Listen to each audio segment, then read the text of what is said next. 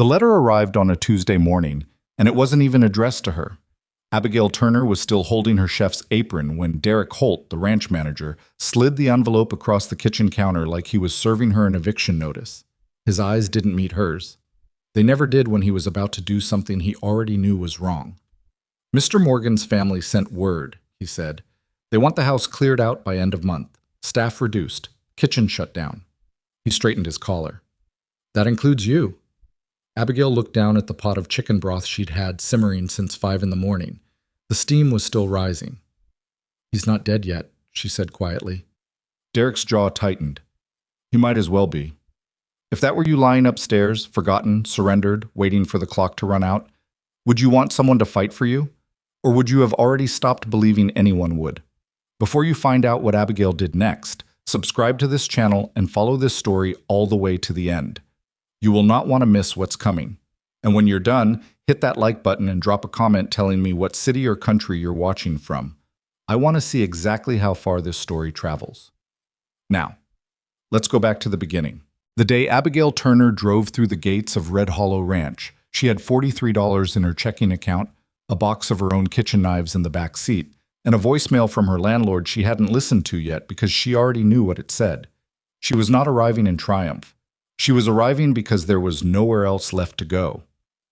3 weeks earlier, the restaurant where she'd worked for 6 years, a mid-level Italian place in Cheyenne called Carmine's, the kind of spot that wasn't fancy enough to win awards but steady enough to pay bills, had closed without warning. Not slowly, the way struggling restaurants usually go, with reduced hours and quiet staff cuts. No. The owner, a man named Paul Greaves, who drove a truck that cost more than Abigail earned in a year, had simply locked the doors on a Saturday night after the last table cleared out and filed for bankruptcy by Monday morning. The staff found out through a note taped to the back entrance. Abigail had stood in the parking lot reading that note for a long time. She had been the lead cook, not the executive chef. Paul had always insisted on keeping that title for himself, even though he hadn't touched a burner in 4 years. But she had run that kitchen. She'd trained 3 prep cooks, written the seasonal menus, negotiated with the suppliers, and shown up every single shift, including the one where she had a fever of 101, and still managed to push out 47 covers without a single complaint from the dining room. None of that mattered now. The job listing for Red Hollow Ranch had appeared on a regional agriculture board website, the kind of site that still looked like it was designed in 2004. The ad was sparse. Cook needed for private ranch household. Live-in position, rural Wyoming. Experience required. Must be reliable. No salary range listed. No contact name. Just a phone number and the words "serious inquiries only," which Abigail had always thought was something people wrote when they'd already been burned too many times. She'd called anyway. A woman named Mrs. Patton answered. She had the clipped, careful voice of someone who had learned to say very little on purpose. She asked Abigail 3 questions. Could she cook from scratch? Could she handle being in a remote location without complaint? And could she start within the week? Abigail said yes to all 3 before she had any real information about the job. She asked about the household size, and Mrs. Patton paused, just long enough before answering to make Abigail understand something was being left out. "The ranch owner," Mrs. Patton finally said. "Mr. Morgan, he's unwell. There's staff on the property. You'd be cooking for the house and for the crew." Another pause. "We've had difficulty retaining someone in the position." "How many people before me?" 4. In the last 7 months. Abigail did the math. That was roughly 1 person quitting every 6 weeks. She did not ask what had driven them away. She already suspected it wasn't the location. "I'll be there Friday," she said. Red Hollow Ranch sat at the end of a dirt road that added 20 minutes to a drive that had already taken most of the day. The land around it was the kind of Wyoming that doesn't look like a postcard. It's too big for that, too empty. The kind of open that some people find peaceful and other people find threatening, depending on what they're carrying inside themselves. Abigail had been carrying a lot. The main house was 2 stories of weathered wood and old stone, built sometime in the 1960s, she guessed. The kind of structure that had been handsome once and was still solid, but showed every year of its age without apology. The front porch sagged slightly on the left side.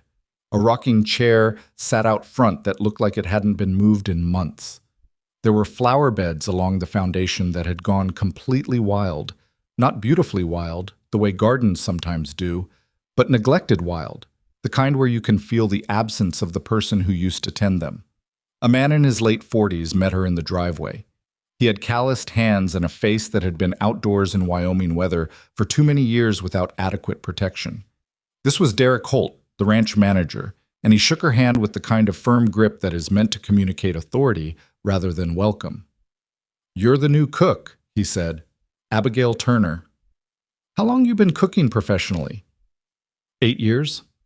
He looked at her like that number surprised him, though she couldn't tell if it was more or less than he'd expected.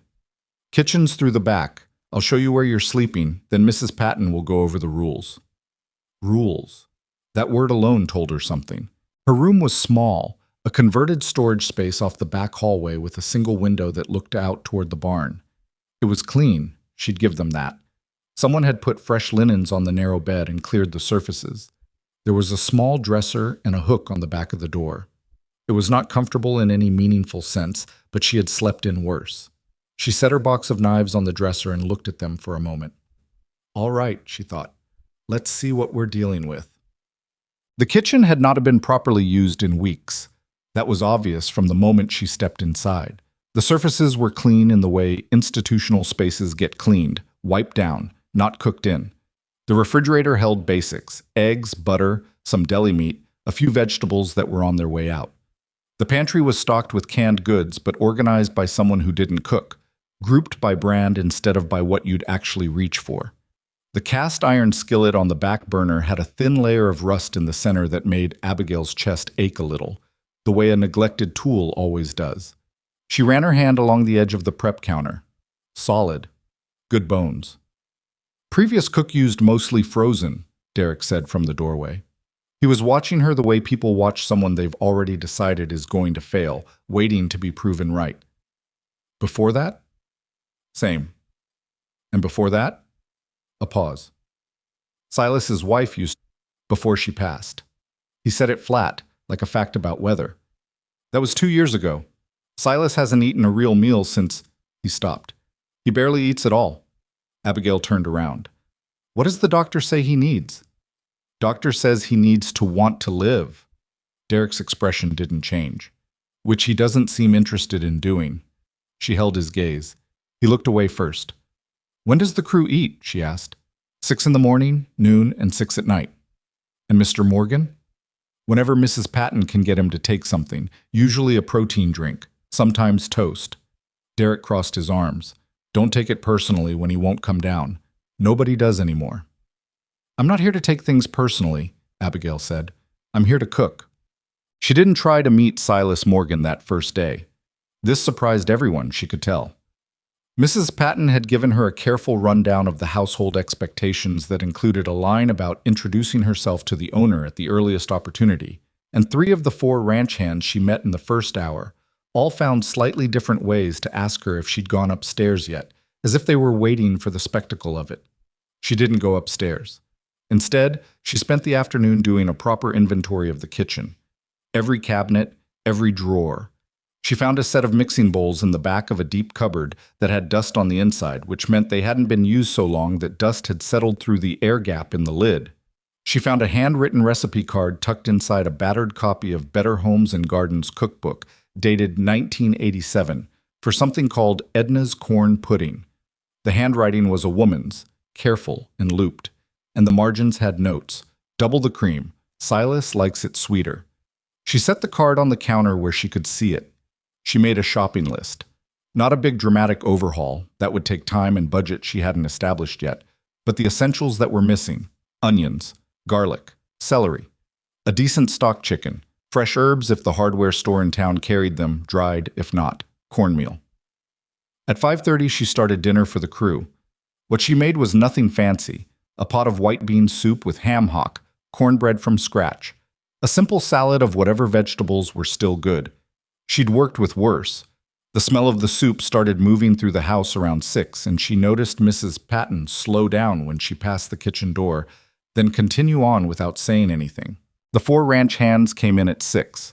Their names were Cal, Reuben, Domingo, and a 19-year-old everyone called Pocket, whose real name she didn't learn until the third day. They sat down at the long kitchen table with the casual wariness of people who have been disappointed before. Cal, who was oldest and seemed to operate as unofficial spokesman, looked at the bowl in front of him for a moment before picking up his spoon. Nobody talked much. Ranch crews often don't, at the end of a physical day. But Cal ate 2 bowls of soup, and when he reached for a second piece of cornbread, he glanced up at Abigail like he hadn't quite decided what to make of her yet. "It's good," he said, which from Cal, she would later learn, was the equivalent of a standing ovation. Well, she heard Silas Morgan for the first time at 11:30 that night. She was still in the kitchen. She often stayed late on a first night in a new place, the way you stay up late in a new city, trying to learn the sounds of it, when she heard footsteps overhead. Slow, uneven. The weight and drag of someone moving who didn't move easily. The footsteps crossed the ceiling once, twice, stopped near what she guessed was the top of the stairs, then retreated. She looked up at the ceiling for a moment. She put the kettle on. She made a cup of chamomile tea, she'd found a box in the back of the pantry, and left it on the bottom step of the staircase with a small plate. 2 pieces of shortbread, because that was what she had that was quick and simple and wouldn't be threatening. Not a meal, not a gesture so large it demanded acknowledgement, just something warm and something small. She went back to the kitchen. In the morning, the cup was empty. The plate was bare. She didn't tell anyone, she just made a note to herself to buy more chamomile. The second day, she asked Derek for the nearest town with a real grocery store. He told her Benton Falls, 40 minutes out, and offered, with barely concealed skepticism, to lend her the ranch truck. She took it. She spent 2 hours in the grocery store, not because the store was large, because it wasn't, but because she was thinking while she shopped, building a week's worth of meals in her head the way another person might plan a campaign. She bought what she needed for 3 days.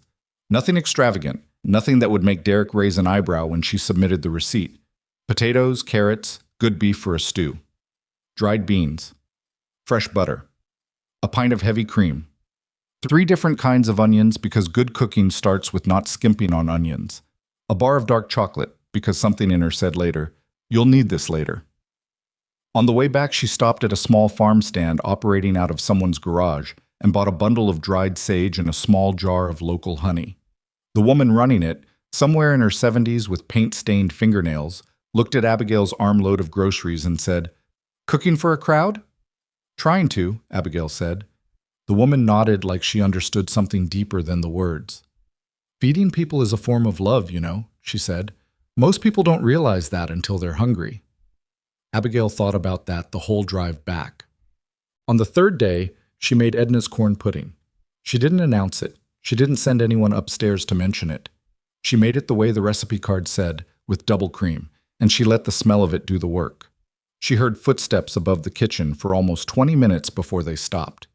Mrs. Patton appeared in the kitchen doorway at 11 that morning with an expression that was carefully arranged but couldn't hide the surprise underneath it. "Mr. Morgan is asking what that smell is," she said. Abigail didn't look up from the oven. "Corn pudding. He wants to know where you found the recipe." "In his kitchen," she said, on a card in his wife's handwriting. The silence that followed lasted long enough to be significant. "He wants to know," Mrs. Patton said finally, and her voice was quieter now, stripped of its professional distance, "if there's enough for him." Abigail reached for the serving dish. "Tell him there's always enough." She didn't see him that day. Mrs. Patton carried the dish upstairs and came back down with it empty and nothing else. No word, no acknowledgement, nothing but the empty dish set carefully in the sink. But that night, Abigail set a cup of chamomile on the bottom step again. And again, in the morning, it was empty. And again, she said nothing to anyone. She was beginning to understand something about Silas Morgan that she suspected no one else on this ranch had taken the time to figure out. He wasn't refusing to live because he was giving up. He was refusing to live because he didn't believe, not anymore, that anyone actually wanted him to. That he was more than a problem to be managed, a situation to be resolved. She couldn't fix that with words. She couldn't fix it with encouragement or motivational gestures or well-meaning pressure. She could fix it with the one thing she knew how to do better than almost anything else in the world. She could feed him, and she could do it like she meant it. That Friday, her 7th day at Red Hollow Ranch, Abigail came downstairs at 4 in the morning and started a pot of beef stew that would cook for 6 hours. She hadn't planned it exactly. It was more that she woke up and knew what needed to happen. The stew was the kind her own grandmother had made, a Missouri woman who had cooked for a farming family of 8 and knew that a meal could hold people together the same way mortar holds stone. Chuck roast, carrots and celery, and the 3 kinds of onions. Bay leaves. A splash of something dark and strong for depth, because her grandmother had always said food without character was just fuel, and fuel doesn't comfort anyone. She was still at the stove when Cal came in at 5:40, and he stopped dead in the doorway when the smell hit him. He looked at the stove. He looked at her. Something moved across his face that she couldn't quite name. "You've been up since 4?" he said. "Some things take time," she said. He sat down at the table without another word. She poured him a cup of coffee. He wrapped his hands around the mug and stared at the middle distance, and she understood he was remembering something. A kitchen from before, maybe. A house that used to smell like this. A life that used to feel like this. She didn't ask him about it. She just let him sit there and remember. By the time the crew came in at 6, the whole house smelled of something that could only be described as before. Before things got hard. Before things fell apart. The particular combination of slow-cooked meat and root vegetables and wood smoke and warm bread that is so fundamental to human comfort, it might be encoded somewhere in the oldest parts of us. Reuben sat down and said, "Lord," under his breath, which wasn't a prayer so much as an involuntary response. Even Pocket, who ate with the focused efficiency of a teenager who has no relationship with the emotional resonance of food, slowed down after the first bite and looked at his bowl like he was trying to figure out what had just happened. Derek came in last. He stood in the kitchen doorway for a moment. She could feel him there without turning around, and she heard him pull out a chair and sit down. She brought him a bowl, set it in front of him. Their eyes met for just a second. He looked away first. Again. He picked up his spoon. Ate. Upstairs, the footsteps crossed the ceiling, and this time they made it to the top of the stairs. And they stopped there, at the edge. And they did not retreat. The footsteps at the top of the stairs didn't move for a long time. Abigail kept her back to the staircase. She didn't turn around. She didn't call up to him or make any sound that might acknowledge she knew he was standing there, because she understood by now. 7 days in, 7 mornings of empty teacups and scraped dishes returned without comment, that Silas Morgan was a man who could be startled back into his room the way a deer can be startled off a field, simply by being looked at too directly. So she moved around the kitchen like he wasn't there. She ladled stew. She cut bread. She refilled Cal's coffee without being asked and set a clean bowl at the empty end of the table, the seat closest to the hallway, not the head of the table where a man of his position might feel obligated to perform something, just a quiet corner seat, anonymous almost, with a spoon and a folded napkin and a bowl of food still steaming. She did not look at the hallway. The crew did, though, all 4 of them. She could feel it, the sudden stillness that moved through the table like a current. Cal stopped chewing. Reuben's coffee mug froze halfway to his mouth. Even Pocket, who paid attention to almost nothing outside his own appetite, went still. Abigail kept moving. She heard the first step on the stairs. It was slow and deliberate, and had the sound of someone who was using the wall for support. Then a second, a third. The particular creak of the 4th stair from the bottom, which she had already memorized without meaning to, the way you memorize sounds in a house you're trying to understand. And then Silas Morgan walked into the kitchen. She had built a picture of him in her mind from things people had mentioned without quite meaning to. The way Mrs. Patton said his name with a particular kind of careful respect. The way Cal had described the ranch in its better years with this undercurrent of something like grief.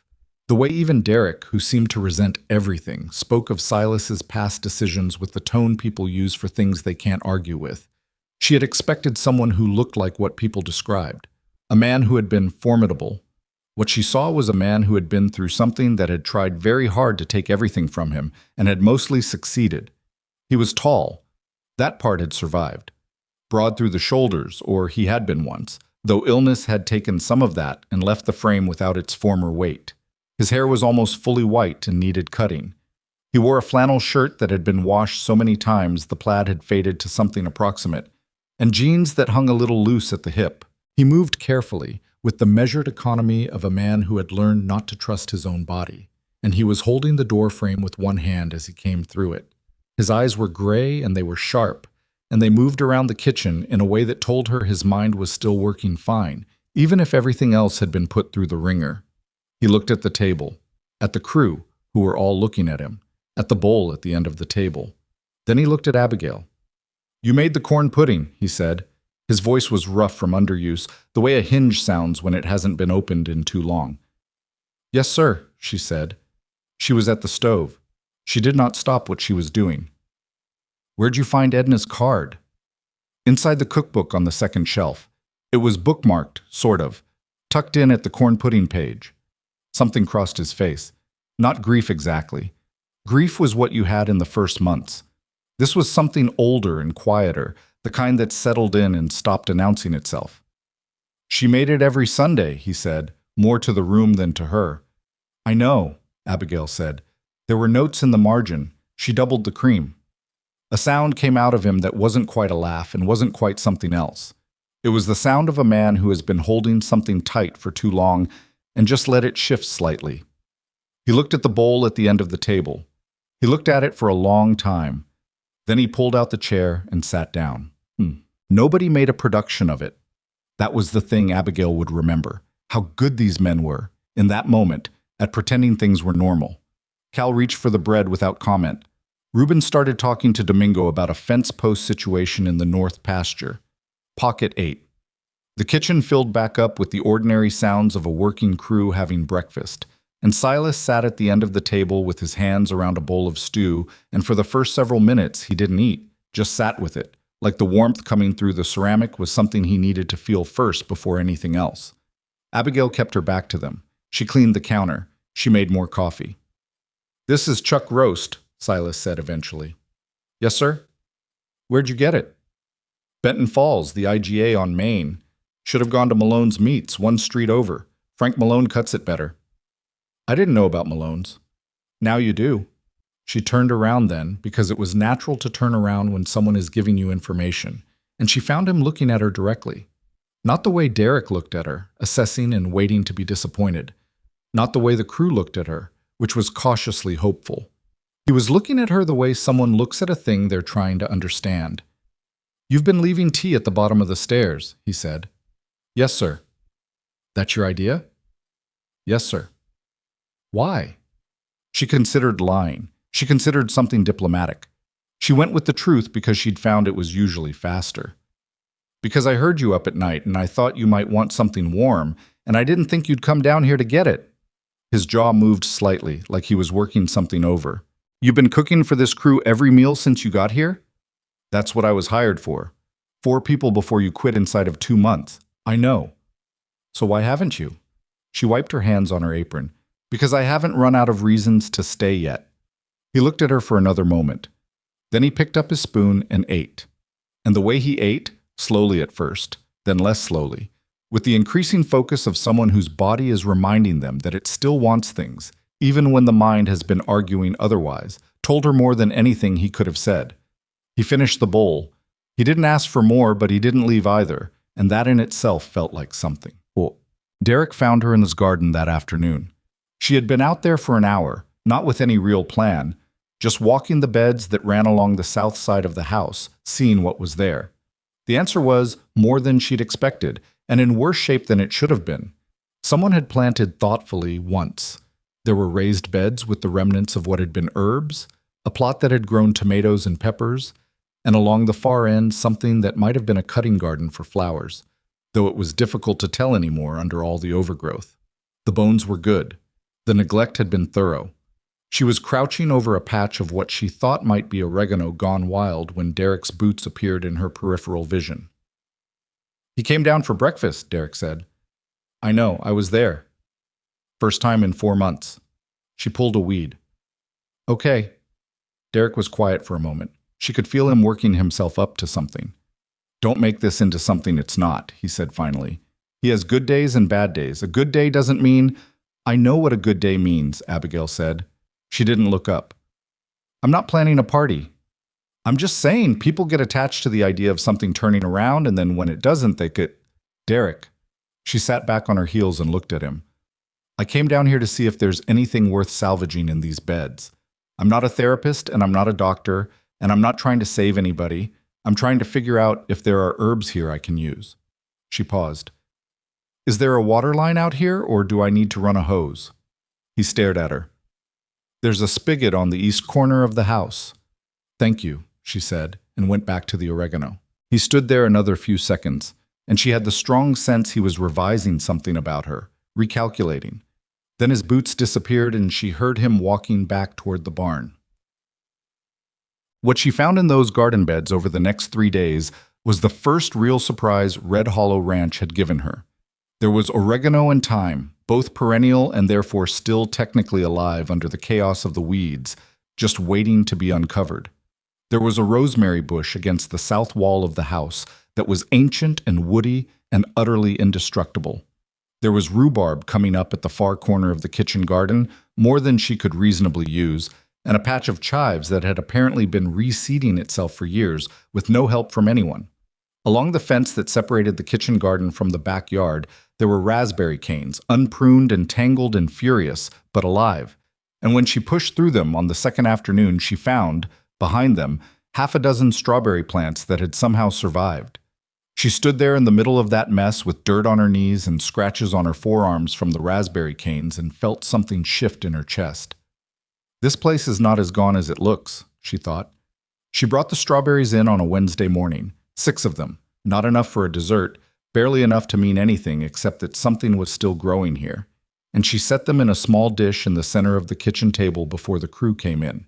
Nobody said anything about them, but Cal reached out and took one as he poured his coffee, and he ate it standing up before he sat down, with the brief, unself-conscious pleasure of someone who has worked outside long enough to know what a fresh strawberry in the middle of Wyoming means, which is the land still works. Some part of it is still trying. Silas came down for breakfast again that morning, and the morning after that. He didn't talk much. He ate, drank his coffee, sometimes sat after the crew left with a second cup and stared out the window at the land he couldn't currently manage. And on those mornings, Abigail worked around him deliberately, finding things to do at the counter and the stove that didn't require her to make conversation because she understood that what he needed in those moments wasn't conversation. He needed to sit in a room where someone else was moving and not feel like a burden for being there. On the 4th morning he came down, he brought a photograph with him. She noticed it when he set it on the table beside his coffee cup. A woman, somewhere in her 50s, standing in what was clearly the kitchen garden in its better years, laughing at whoever was taking the picture. The garden behind her was full and green and tended with obvious care, and the woman's hands were dirty in the way garden hands always are, and she was the most alive-looking person Abigail had seen a photograph of in some time. Silas didn't say anything about it. He just put it there and ate his breakfast. When he got up to leave, he left the photograph on the table. Abigail stood there looking at it for a long moment.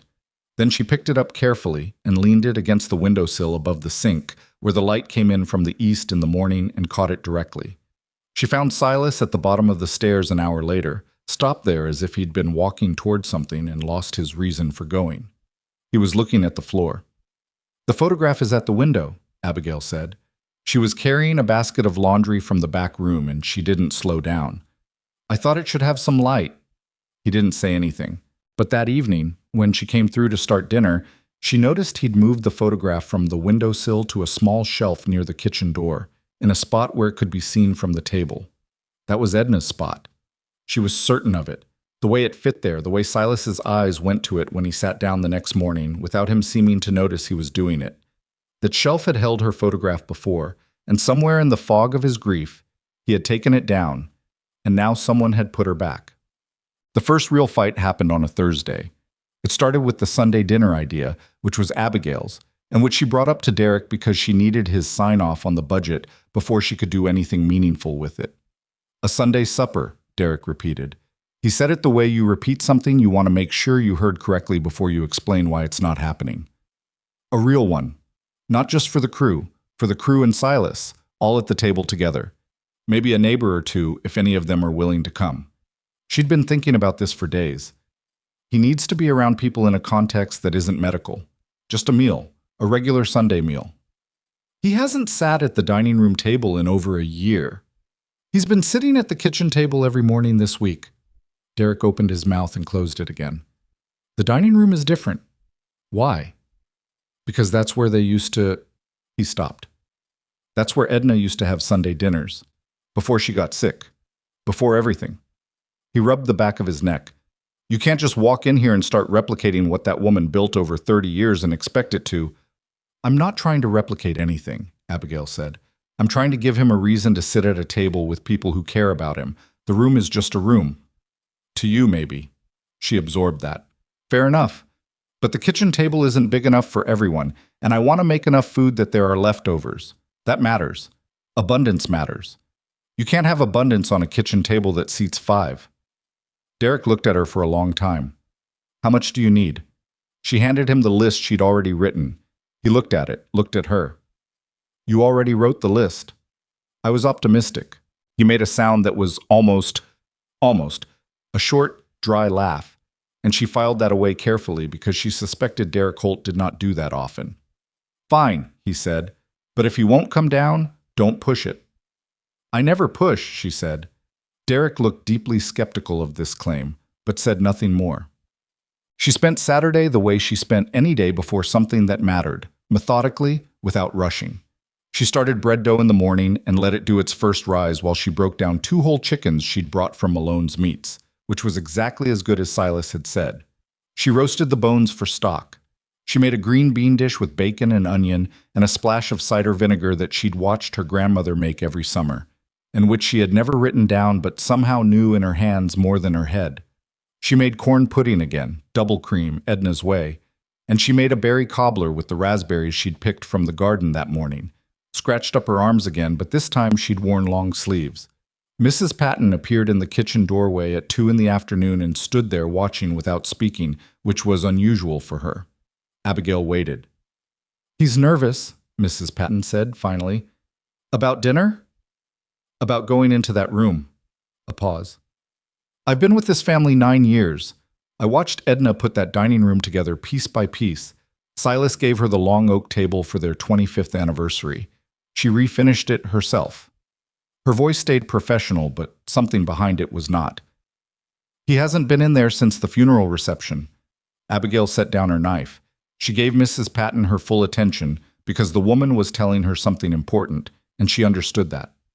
What do you think? Abigail asked. Should I move everything to the kitchen? Set up some tables? Mrs. Patton considered this with the seriousness it deserved. No, she said finally. He needs to go in there. He just needs it to be worth it. She looked at the stove, at the bread on the counter, at the bowl of berries waiting. Make it worth it. That's the plan, Abigail said. She went upstairs at 4 o'clock. She had not been to Silas Morgan's room before. She knocked on the door at the end of the hall and waited, and after a moment that was long enough for her to genuinely wonder if this was a mistake, she heard his voice say, "Come in." He was sitting in a chair by the window.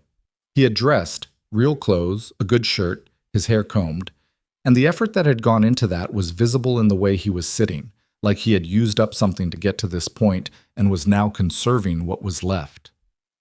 You don't have to come down, she said. She stood in the doorway. She did not come further in. I want to be clear about that. It's just dinner. There's no expectation. He looked at her. You cook like this every Sunday? Every Sunday I have a kitchen, yeah. Who taught you? My grandmother mostly, and then a lot of years of professional kitchens where I learned by watching people who were better than me. You're not bad, he said, which from Silas Morgan she was already starting to understand was the equivalent of what Cal's 2 bowls of soup had been. Thank you. The corn pudding, he said. He stopped, tried again. Edna used to make it when things were hard, when the market was down or the herd had a bad season or one of the boys was giving her grief. She said there was something about that dish specifically that fixed things. He looked out the window. I don't know if I believe in that kind of thing. You don't have to believe in it, Abigail said. It still smells the same. Something moved in his expression. Not quite a smile. Not quite. But close enough to its outline that she could see where it had once lived on his face. Give me 10 minutes, he said. He came down at 5 minutes past 5. The dining room table was set for 7. The 4 crew members, Mrs. Patton, Silas, and Abigail herself, because she had decided she was done eating standing up over the sink like she was visiting instead of here. Cal had changed his shirt, which she suspected was his version of a significant gesture. Reuben had slicked his hair back. Domingo had brought a bottle of something from his room and set it on the table without explanation, and Pocket had combed his hair badly but sincerely. Silas stood in the doorway of the dining room for a moment that felt very long. He was looking at the table, at his chair at the head of it. She had put him there deliberately because some things needed to be restored to their right places. At the photo of Edna, she had moved from the kitchen shelf to the sideboard in here, which she'd done without consulting anyone and was prepared to be wrong about, but she wasn't wrong. He walked to his chair and sat down. "All right," he said. His voice was rough again. He cleared his throat. "Let's eat." And they did. The first 20 minutes were the kind of quiet that is not uncomfortable exactly, but that has weight to it. Everyone aware of the significance of the moment, and no one wanting to be the one who acknowledged it directly, because acknowledging it might break it. The food moved around the table. Bread was passed. Chicken was served. Someone asked Cal to pass the beans, and he did, and the ordinary physical transaction of a shared meal began its slow, reliable work. It was Pocket who broke the silence, which surprised everyone, including Pocket himself. "Mr. Morgan," he said, with the slightly too loud confidence of a 19-year-old who has decided to say something and committed to it past the point of retreat, "is it true you once drove a herd of 400 head through the Reardon Pass in a February blizzard?" The table went very still. Silas looked at Pocket with an expression that was somewhere between bewildered and something else. "Where'd you hear that?" Cal told it. Cal looked at his plate. "I might have mentioned it." "That was 1987, Silas said slowly. 3-day storm. Lost 2 head. Nearly lost 2 cowboys," he paused. "Including Cal." Cal's head came up. "I wasn't in any real danger." "You were in a snowdrift to your chest, Calvin. I had the situation managed. You were yelling for someone to pull you out. I was communicating the need for assistance." Something happened then that Abigail would think about for a long time afterward. The dining room of Red Hollow Ranch, which had been silent for the better part of a year, filled with laughter. Real laughter, the kind that comes up from the chest and doesn't care how it sounds. Cal's indignant sputtering, Reuben's low rumble, Pocket's surprised burst, Domingo's wheezing laugh that was always slightly delayed, Mrs. Patton pressing her hand to her mouth, her eyes bright, and Silas Morgan, sitting at the head of his table, laughing. It was not a long laugh, and it was not an easy one. It had rust in it, like something that hadn't moved in a while. But it was real, and it filled the room, and Abigail sat at the far end of the table and felt something ease in her chest that she hadn't realized had been tight. After dinner, Silas did not go directly back upstairs. He stayed at the table while the crew cleared dishes. They did it without being asked, which told her something about who these men were under the performance of ranch hand stoicism. And Mrs. Patton brought coffee, and for an hour and 20 minutes, Silas Morgan told stories. He told them about the founding of the ranch by his grandfather, a man from eastern Nebraska who had come west in 1948 with a lease agreement and almost no money. He told them about the first bad drought he'd managed, in 1991, and how they'd hauled water from the Benton River in tank trucks for 63 days. He told them about a horse named Carpenter, the best cutting horse he'd ever owned, who was so intelligent it was sometimes unsettling. He told them about his sons. There were 2, she gathered, though he was careful around those edges, touched them briefly and moved on. And about the years when the ranch had run 300 head and employed 12 people, and the Sunday dinners Edna put on were so well regarded that neighbors drove 40 minutes to attend. The crew listened, not politely, really listened, the way you listen to someone you've been wondering about for a long time. Abigail listened too, but she was also watching Derek, who had come in halfway through the meal and stood at the edge of the room rather than sit down, which she had allowed without comment. She watched him as Silas talked, and she saw something in Derek's face that she hadn't seen before. The expression of a man who had been managing someone else's grief for so long, he had forgotten that what he was managing used to be a person.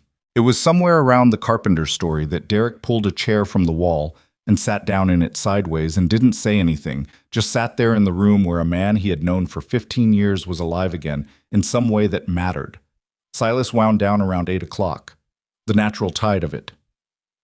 He got quieter between stories, and the pauses grew, and finally he set his coffee cup down and looked at the table, at the cleared dishes, the candles that had burned low, the faces of people who had been fed and had fed each other something else entirely, and he was quiet for a long moment. "This was good," he said.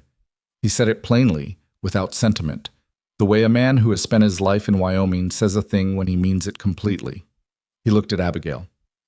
"Same time next Sunday?" "Same time next Sunday," she said. He nodded once, pushed back from the table, and walked slowly to the stairs. They listened to him go up, the creak of each step, the familiar sound of him moving through his own house like he had a reason to be there. When they heard his door close, the room stayed quiet for a moment.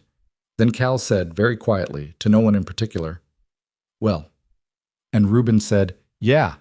And that was enough. What Abigail did not tell anyone, not that night, not for several days, was that she had noticed something during dinner that had pulled at her in a way she couldn't quite name. The way Silas talked about his sons, not avoiding it exactly, but moving around it the way you move around a piece of furniture in a dark room that you know is there, that you've hit before. He mentioned them in the past tense that isn't the past tense of loss, but the past tense of distance, the kind that means they are still alive somewhere but feel like something that happened a long time ago. Mrs. Patton, doing dishes beside her later, answered the question Abigail hadn't asked yet. "Marcus and Joel," she said. "Older ones in Denver, younger ones in Portland. They haven't been back since the funeral." She handed Abigail a wet dish to dry. Silas didn't ask them to come, and they didn't come without being asked, pride mostly, on all sides. The illness came on fast, and by the time anyone understood how serious it was, she shook her head slightly. People get locked into positions and then can't find the door. "Has anyone tried to contact them?" Mrs. Patton looked at her sideways. "That is a very loaded question coming from you right now." Abigail dried the dish. "I'm just asking." "No," Mrs. Patton said carefully. "Not recently. Derek reached out once, early on. Marcus sent a response that was civil but not warm. Joel didn't respond at all." She paused. "Silas doesn't know Derek tried." Abigail set the dry dish on the stack. She picked up another wet one. "You're not going to let that sit," Mrs. Patton said. It wasn't a question. "I'm thinking about it," Abigail said. "That's what I said." They finished the dishes in silence, and the kitchen smelled of everything the evening had held, and the photograph of Edna on the sideboard in the dining room caught the last of the lamplight through the doorway, and Abigail thought about two men in Denver and Portland who didn't know that tonight their father had laughed. She thought about what it meant that no one had told them, and she thought about what she might have to do about it, and what it might cost her, and whether she was the right person to do it at all. She put the last dish away, turned off the kitchen light. At the bottom of the stairs, out of habit, she set a cup of chamomile on the second step. In the morning, it was empty, and beside the empty cup, left there without explanation, was a small piece of paper folded once. She opened it. In handwriting that was shaky but deliberate, it said, "Thank you for dinner. SM." She folded it back up and put it in her apron pocket and went to start the coffee. She kept the note in her apron pocket for 3 days before she decided what to do about the sons. Not because she was uncertain about whether something needed to happen. She was not uncertain about that at all, the way you are not uncertain about a splinter that needs to come out. But because she was trying to figure out how to do it without blowing up what she had carefully, quietly built over the past 2 weeks. One wrong move and Silas would close back down. She had seen it happen twice already, smaller instances, moments where someone on the crew had pushed too directly at his illness or his plans for the ranch, and he had gone very still and polite in a way that was worse than anger. And the next morning he'd come down to breakfast 20 minutes later than usual, like he'd needed to talk himself into it again. She could not afford that kind of setback. Not now, when the momentum was so fragile it could be disturbed by a careless word. But the sons were a wound that was going to keep bleeding under the surface, no matter how good the Sunday dinners got. She understood that. You could feed a man back toward life all you wanted, but if the deepest hurt was still sitting there untouched, unaddressed, you were just working around it. So she started with what she knew how to do, which was not confrontation but preparation. She started with Silas. She started by walking the land with him. It was his idea, technically, or at least he was the one who said the words. On the Tuesday after the first Sunday dinner, he came down to breakfast moving better than he had the week before. Still slow, still careful, but with something slightly more deliberate in it, less like a man conserving energy and more like a man deciding how to use it. And after he finished his coffee, he looked out the kitchen window at the north pasture for a long moment and said, without quite looking at her, "I should check the fence line." "I'll come with you," Abigail said. He looked at her then. "You cook." "I also walk," she said. A pause. "What do you know about fence lines?" "Nothing," she said. "But you can tell me." He looked at her for a moment longer, and she could see him working through whatever internal argument he was having, the one between the part of him that was coming back to life and the part of him that had gotten used to doing nothing and had developed a strange, exhausted comfort in the smallness of that. Then he pushed back his chair. "Get your boots," he said. They walked the north pasture fence line for an hour and 40 minutes. Silas moved slowly, and she matched him without comment, without making it obvious she was matching him. He pointed out 2 posts that needed replacing and a section of wire that had been repaired badly.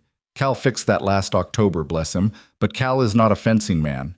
And a gate at the far corner that hung wrong because the hinge post had shifted in the freeze-thaw cycle over winter and needed resetting before the summer was out, or they'd lose it entirely. He talked about the land the way someone talks about a thing they have known long enough that it has become part of their thinking. He knew which pasture drained badly after a heavy rain.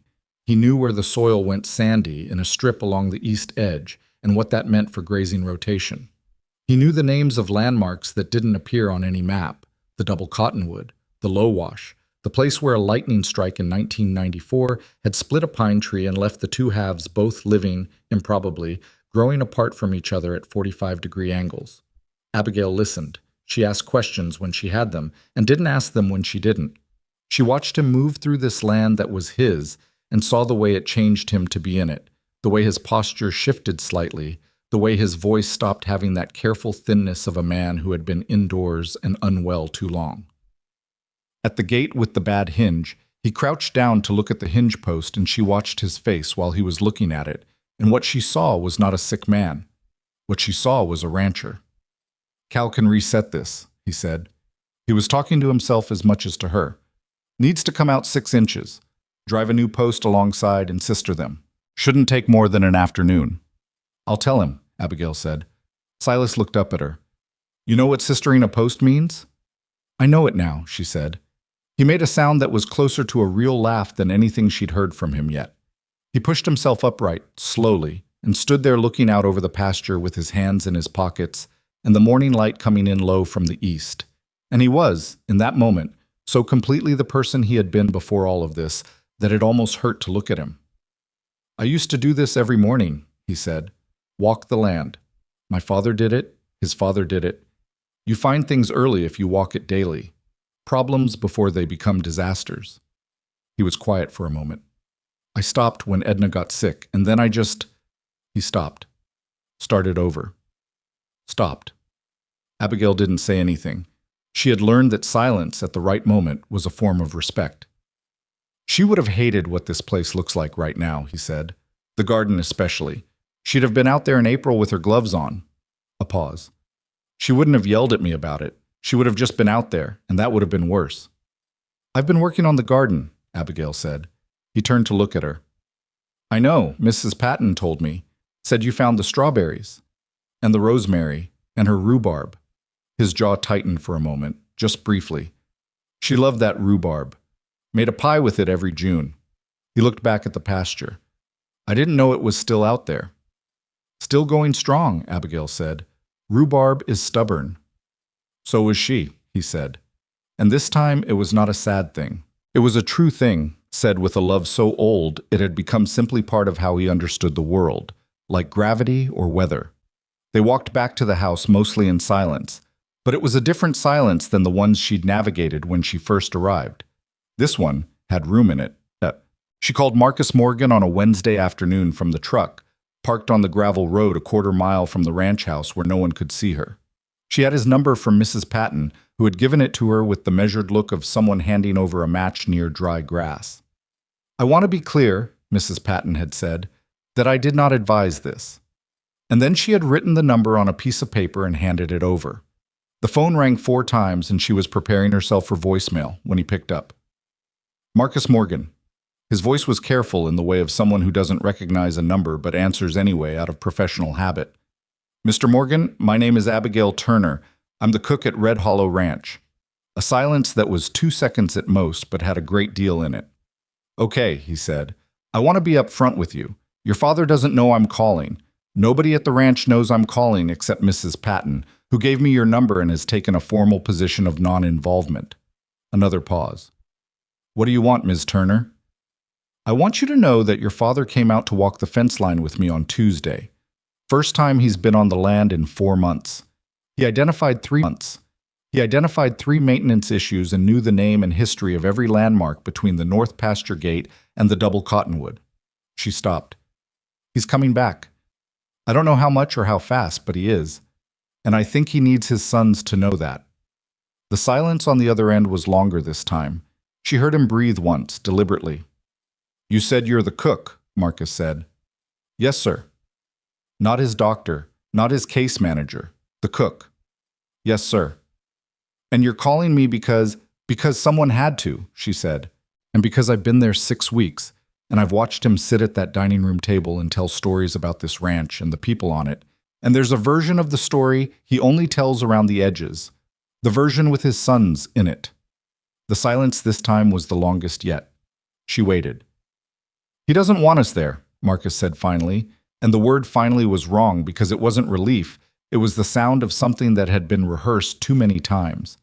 "He didn't ask us to come when he got the diagnosis. He didn't ask when Mom died. He doesn't ask for anything. That's who he is. That's who he is always."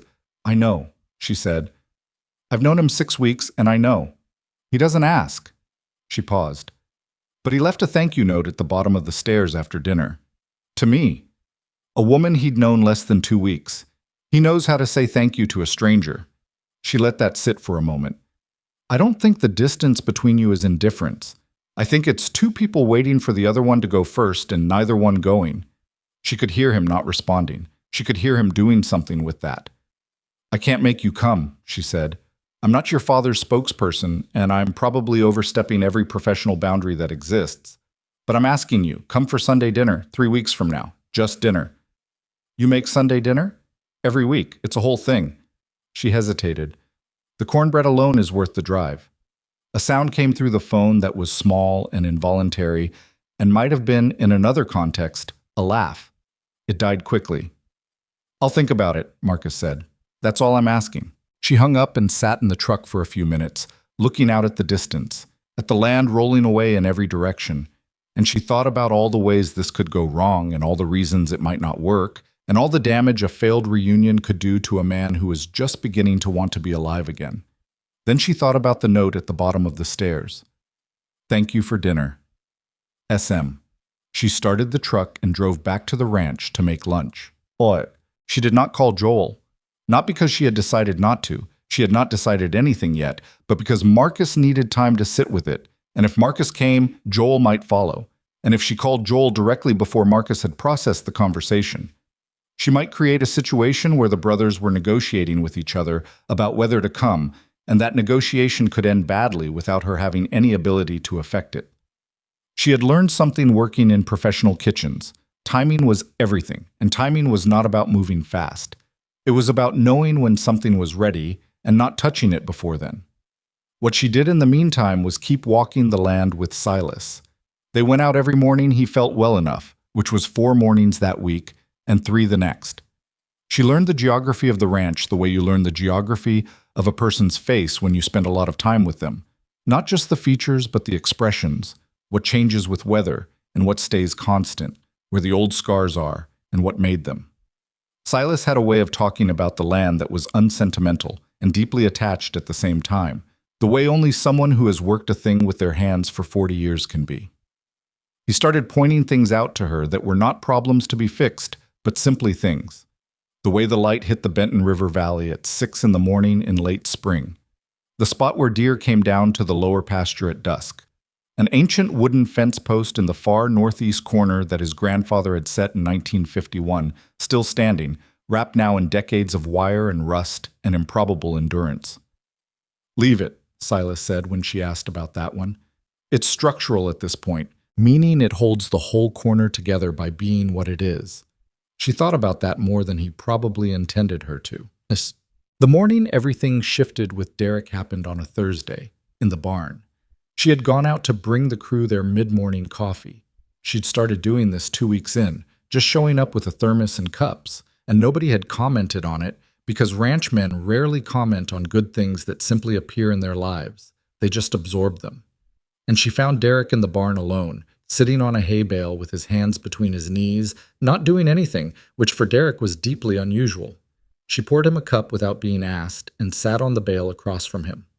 "The north pasture gate is getting fixed tomorrow," she said. "Cal and Reuben are on it." "I know," Derek said. "Silas told me. He also wants to look at the breeding records from the last 3 seasons.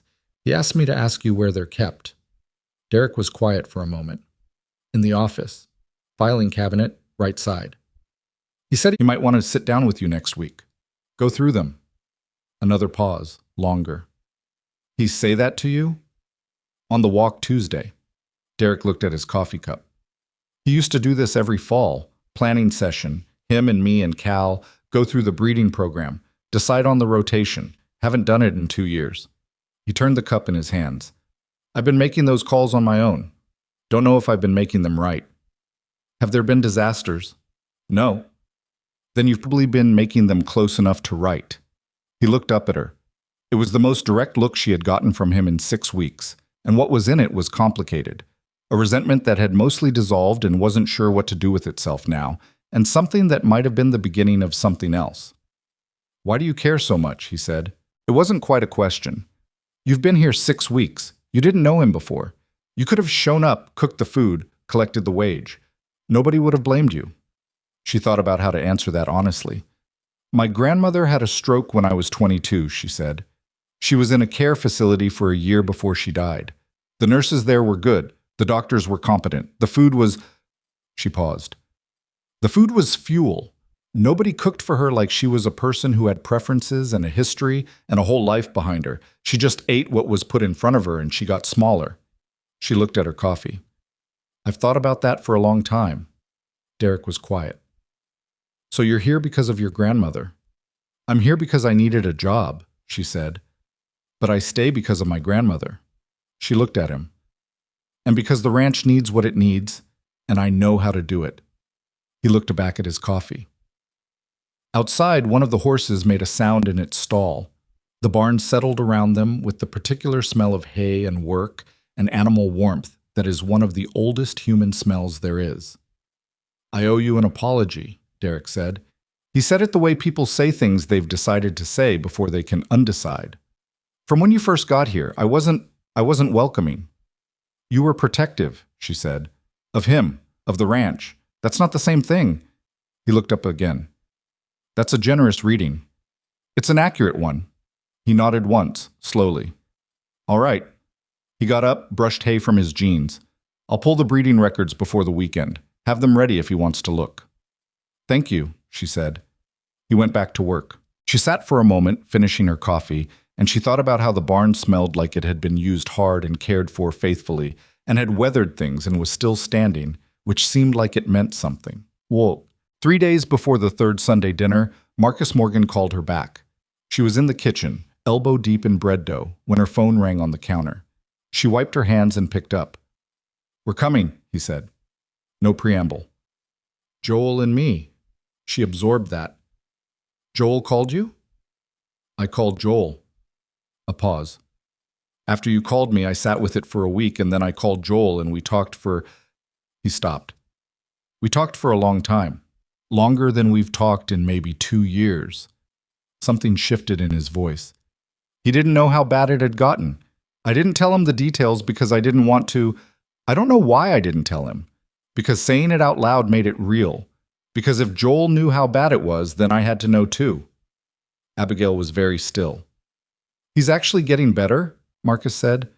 "You're not— I mean, Mrs. Patton told me he's been up and walking around and—" "He walked the fence line with me this morning," Abigail said. "He spent 40 minutes in the office with Derek yesterday going over the breeding program. He comes down for every meal." She paused. "He's not what he was before, but he's not what he was 2 months ago either. He's in between and moving in the right direction." The sound on the other end of the phone was soft, and she did not try to characterize it.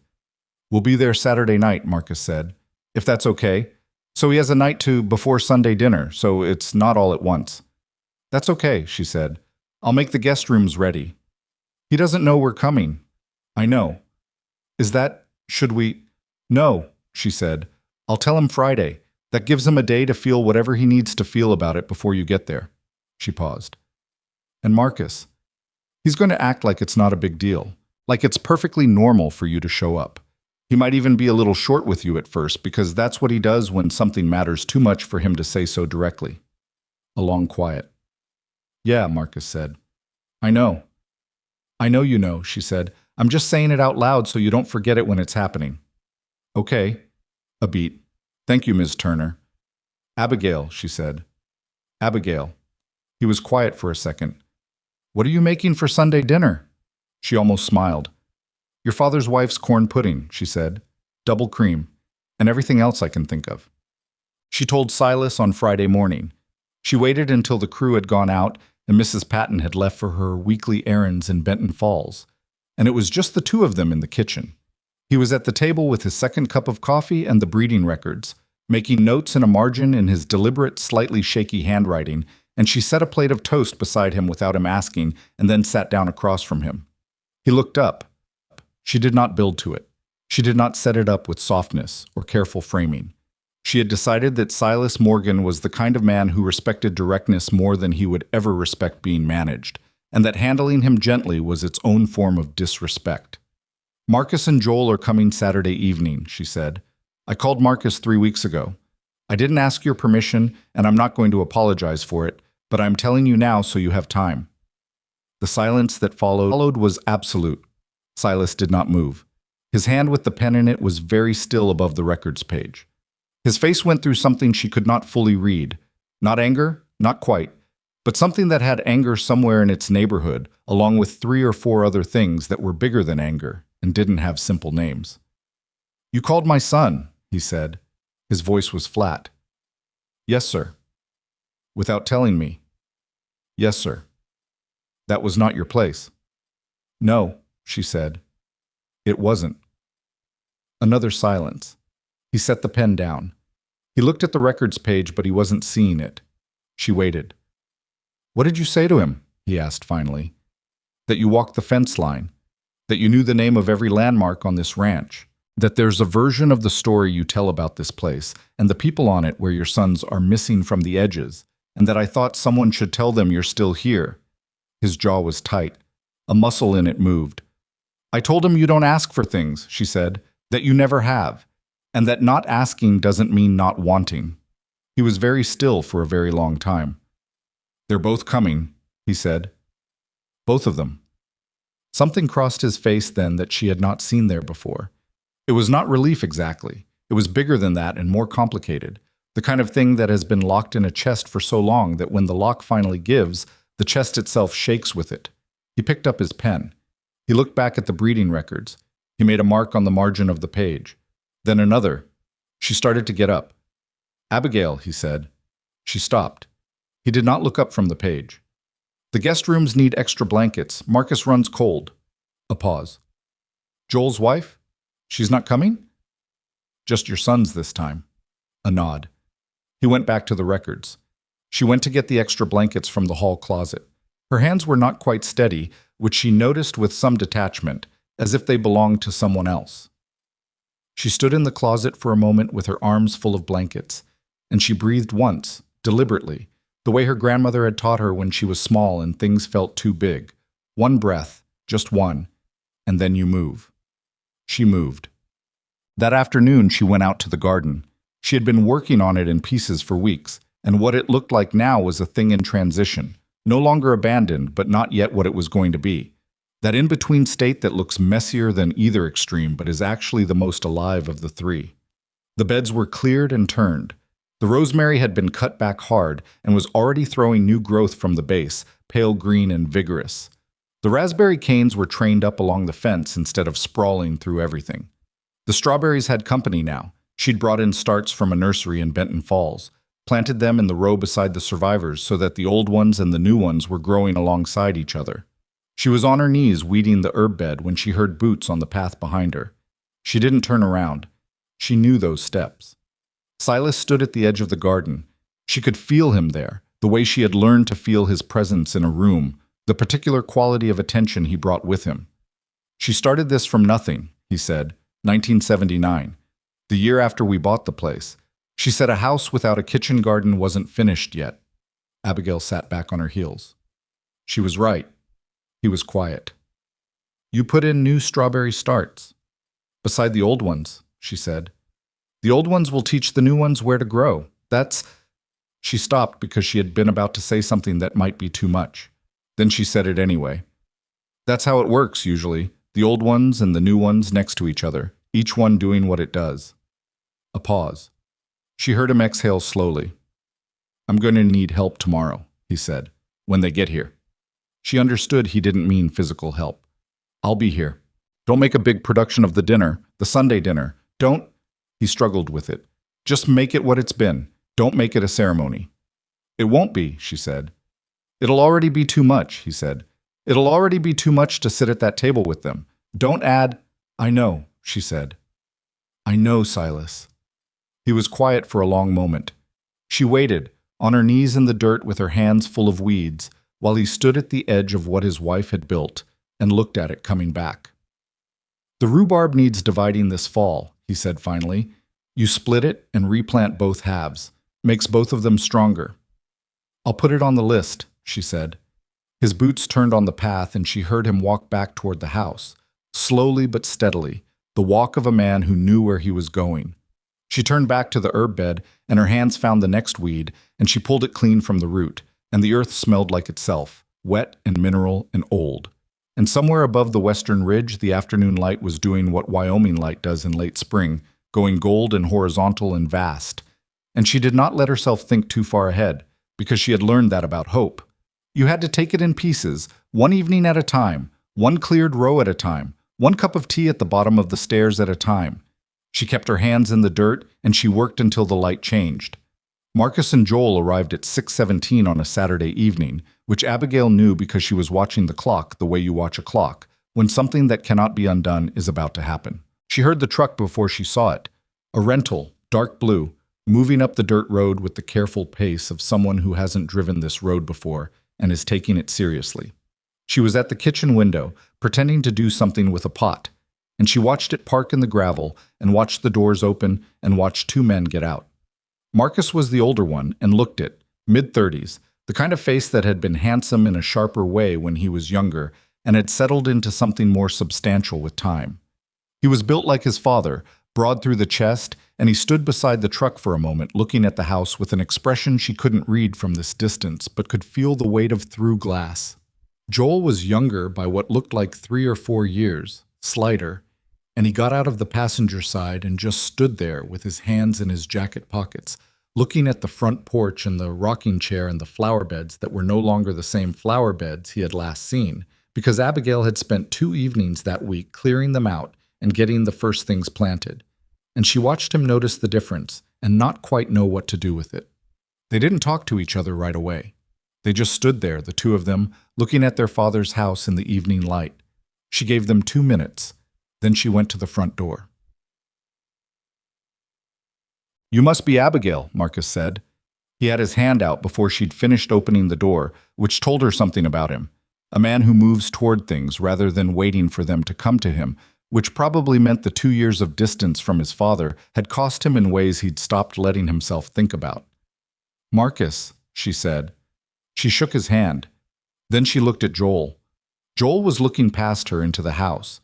His jaw was set in a way that she recognized as a person holding themselves carefully together, and she had a feeling that if she said the wrong thing in the next 30 seconds, he would swallow whatever was moving through him and lock it back down, and they would lose something that would be very hard to get back. Come in, she said simply. Your father's in the sitting room. She stepped aside. She did not escort them. She let them walk through the door of their own house under their own power, because some things needed to be done without guidance. She went back to the kitchen. She could not hear what happened in the sitting room. She did not try to.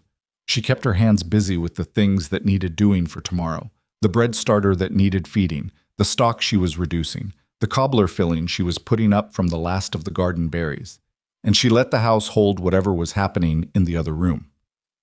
Mrs. Patton appeared in the kitchen doorway at 6:45 with an expression that was professionally composed and personally overwhelmed. "They're talking," she said. "Good," Abigail said. Silas asked Derek to give them an hour. No check-ins, no interruptions. "Also good." Mrs. Patton stood there for a moment more. He looked. When Marcus walked in, she stopped, started over. "I've known that man 9 years. I have never seen his face do what it did when his son walked through that door." Abigail kept her hands moving. "Was it good or bad?" "It was—" Mrs. Patton pressed her lips together. "It was a father seeing his son for the first time in 2 years, when he thought he might run out of time to see him again." She was quiet. "I don't have a category for it. It was its own thing." Abigail nodded once. She stirred the stock. "You should know," Mrs. Patton said carefully, "that Derek is not handling this entirely smoothly." Abigail looked up. "He's been out in the barn for the last hour. I think he's finding jobs to do that don't need doing." "Why?" Mrs. Patton considered. "Because he has been the person holding this place together while Silas was gone, in the way that he was gone.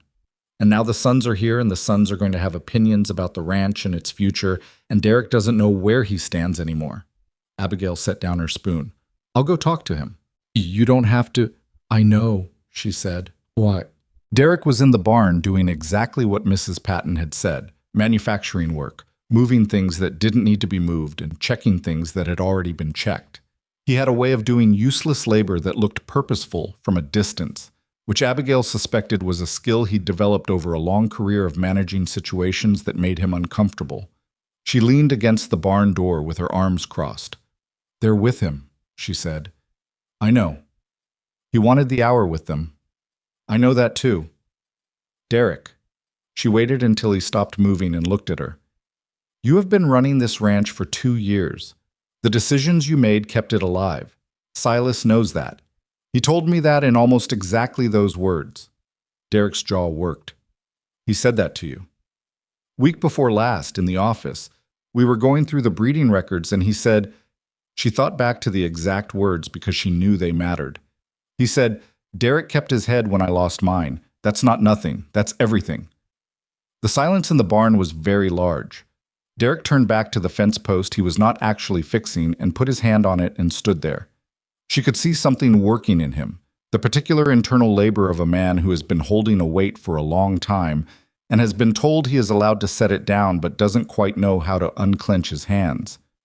"I was hard on you when you got here," he said. "You were. I thought you'd be another—" He stopped. "We'd had 4 people quit. Each one left him worse than the one before. Not because they did anything wrong, just because every person who comes in with hope and then leaves takes a piece of the hope with them when they go." "I understand that now," she said. "I didn't then." He turned around. "You're still here." "I'm still here." He looked at her for a moment with something that was, if not warm, then at least honest, which from Derek Holt was its own form of warmth. "The sons. Do they want the ranch to continue?" "I think so. I think they want their father to continue, and the ranch is part of that." He nodded slowly. "Okay. Silas is going to need the people around him to be working together," she said, "not navigating each other." "Is that aimed at me?" "It's aimed at all of us," she said, "including me." She paused. "I called his sons without telling anyone except Mrs. Patton. I went outside every lane I was supposed to stay in. If this goes wrong, that's on me." Derek looked at her. "And if it goes right?" "Then it goes right," she said, "and we all move forward." He was quiet for a moment. Then he pushed off the fence post and started walking toward the barn door. "I should go in," he said. "Yeah," she said. "You should." Dinner that night was not the Sunday supper. That was tomorrow. It was just a regular Saturday evening meal, and Abigail had made it deliberately unpretentious. Pot roast that had been going all afternoon. Roasted potatoes, green beans, rolls she'd put up that morning. The kind of food that doesn't announce itself, just sits down and does its job. They ate at the kitchen table, all 8 of them, which required pulling in the extra chair from the hallway and squeezing together more than was entirely comfortable, and the discomfort of it was somehow exactly right. People not quite fitting, elbows touching, having to pass things carefully, which forced a physical negotiation that broke down formality faster than any planned gesture could have. Marcus sat beside his father. Not across from him, beside him, where the proximity required him to lean in to speak and created a kind of accidental intimacy. Two people who hadn't been in the same room in 2 years now, close enough that Silas could have put his hand on his son's arm if he had wanted to. He did not do that. Not yet. But twice during dinner, his shoulder touched Marcus's when he reached for something, and he did not move away from the contact. Joel was quieter than his brother. He ate carefully and watched the table with the eyes of someone cataloging things, storing them away. He asked Cal about the herd numbers with the directness of a person who grew up around ranch talk and hasn't entirely lost the vocabulary even after years away. Cal answered him plainly, and without the guardedness he might have shown a stranger, because Joel was not a stranger, he was a Morgan, and at Red Hollow Ranch that still meant something. At one point, Joel looked across the table at Abigail and said, "Marcus said you called him." "I did," she said. "You called my brother before you called me." "Yes." "Any reason for that?" "I thought if Marcus came, you'd come. And I only had one shot at this, so I wanted to work with the odds." Joel looked at her for a moment. "That's pretty calculating for a cook." "I'm a very calculating cook," she said. He held her gaze for another second. Then something in his face shifted and he looked back down at his plate. "Well," he said, "it worked." After dinner, Silas and his son sat in the sitting room until past 10 o'clock. Abigail cleaned the kitchen and did not try to listen and went to bed at 9:30, earlier than usual, because she had learned that some things needed to happen without her in the room, and the best thing she could do for them was to not be there. She lay in her narrow bed in her converted storage room and looked at the ceiling and ran through tomorrow's menu in her head, which was what she did instead of worrying, because worry was just planning without structure, and she had found that if she turned the feeling toward the concrete, it behaved better. 2 whole chickens, roasted, corn pudding, Edna's way, the green bean dish with bacon and cider vinegar, mashed potatoes, real ones, none of the shortcuts, rolls, the berry cobbler, and something she hadn't made yet for this house, something she'd been saving, her grandmother's sweet potato casserole with the brown sugar crust that crackled when you broke through it and was the single dish Abigail associated most completely with the feeling of being somewhere you belonged. She fell asleep thinking about sweet potatoes and woke up before 4. The morning of the third Sunday dinner was overcast, which in Wyoming in late spring meant something between pleasant and threatening, and you couldn't be certain which until it decided. Abigail was at the stove by 4:15, the stock already going, the chicken prepped and waiting, the bread dough she'd started the night before ready for its second rise. Marcus appeared in the kitchen doorway at 6:30. He was in the clothes he'd slept in, his hair not yet settled, holding himself with the slight dishevelment of a man who had been awake for a while and hadn't quite gotten around to performing the version of himself he showed to the world. She pointed at the coffee without being asked. He poured himself a cup and sat at the table and watched her work. They were both quiet for several minutes, which was comfortable in the way that cooking smells make things comfortable, the rhythm and warmth of it creating a kind of permission to simply exist without filling the space. "He told us," Marcus said finally, "about walking the fence line with you." She kept her hands on the chicken she was trussing. "Oh yeah?" "He told us about the corn pudding, the recipe card." He wrapped both hands around his mug. "He told us about you leaving the tea at the stairs." She didn't say anything. "He knew you were doing it," Marcus said, "from the first night." "I figured," she said. "He said he didn't come down because he didn't want to make it." Marcus stopped. "He didn't want to make it a thing that required acknowledgement. If he thanked you for it, it became a thing. If he just drank the tea, it was just 2 people in a house at night." She understood that completely. It was the most Silas thing she had heard. "That sounds right," she said. Marcus was quiet for a moment. "What did you—" He stopped again. He was working up to something and having trouble with it, and she gave him time. "When you called me, you said there was a version of the story he told about this ranch where Joel and I were missing from the edges." "Yes." "What did you mean by that exactly?" She set the chicken aside and turned around to face him, because this was not a conversation she could have with her back to him. "When he talked about this place, the history of it, his grandfather, the hard seasons, the good years, he talked about people, the crew, Edna, neighbors. He talked about it like a community, like a thing made of people. And when he got to the parts where you should have been in the story, he'd go quiet for a second and then go around. She looked at him directly. Not with bitterness, not with anger, just around. The way you walk around a piece of furniture in the dark because you know it's there and you've learned not to hit it. Marcus had his eyes on his coffee cup. We didn't come when Mom died, he said. We came, but we were there for the service and then we left, within the week. He paused. He said it was fine. He said, go back to your lives. He said it the way he says everything, like a statement of fact. Go back to your lives. So we did. And then the illness. And then the illness. And he didn't tell us. Mrs. Patton told me because she decided I needed to know, and she was right. But it took her 3 months to make that call, and by then He stopped. He'd already gotten bad. She was quiet. I was angry at him, Marcus said. I know how that sounds. He's sick. I know. But I was angry. That he didn't tell us. That he just decided on our behalf that we didn't need to know. That we couldn't handle it. That sounds like him, she said. It sounds like him because it's been him my whole life. Something came through in his voice that was not quite anger and not quite grief, and was probably both composted together after years. He loves us. I know that. But asking for us, including us, letting us in. He shook his head. He never learned how. He left a thank you note at the bottom of the stairs, she said, to me, after the first Sunday dinner. Marcus looked up.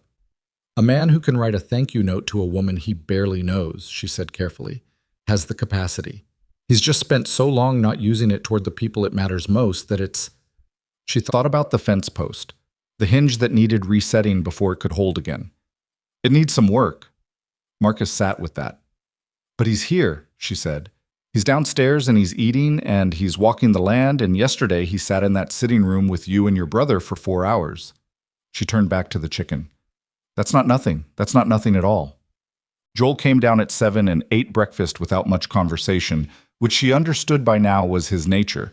He processed internally and spoke when he'd finished processing, which made him seem remote until you understood that the quiet was full, not empty.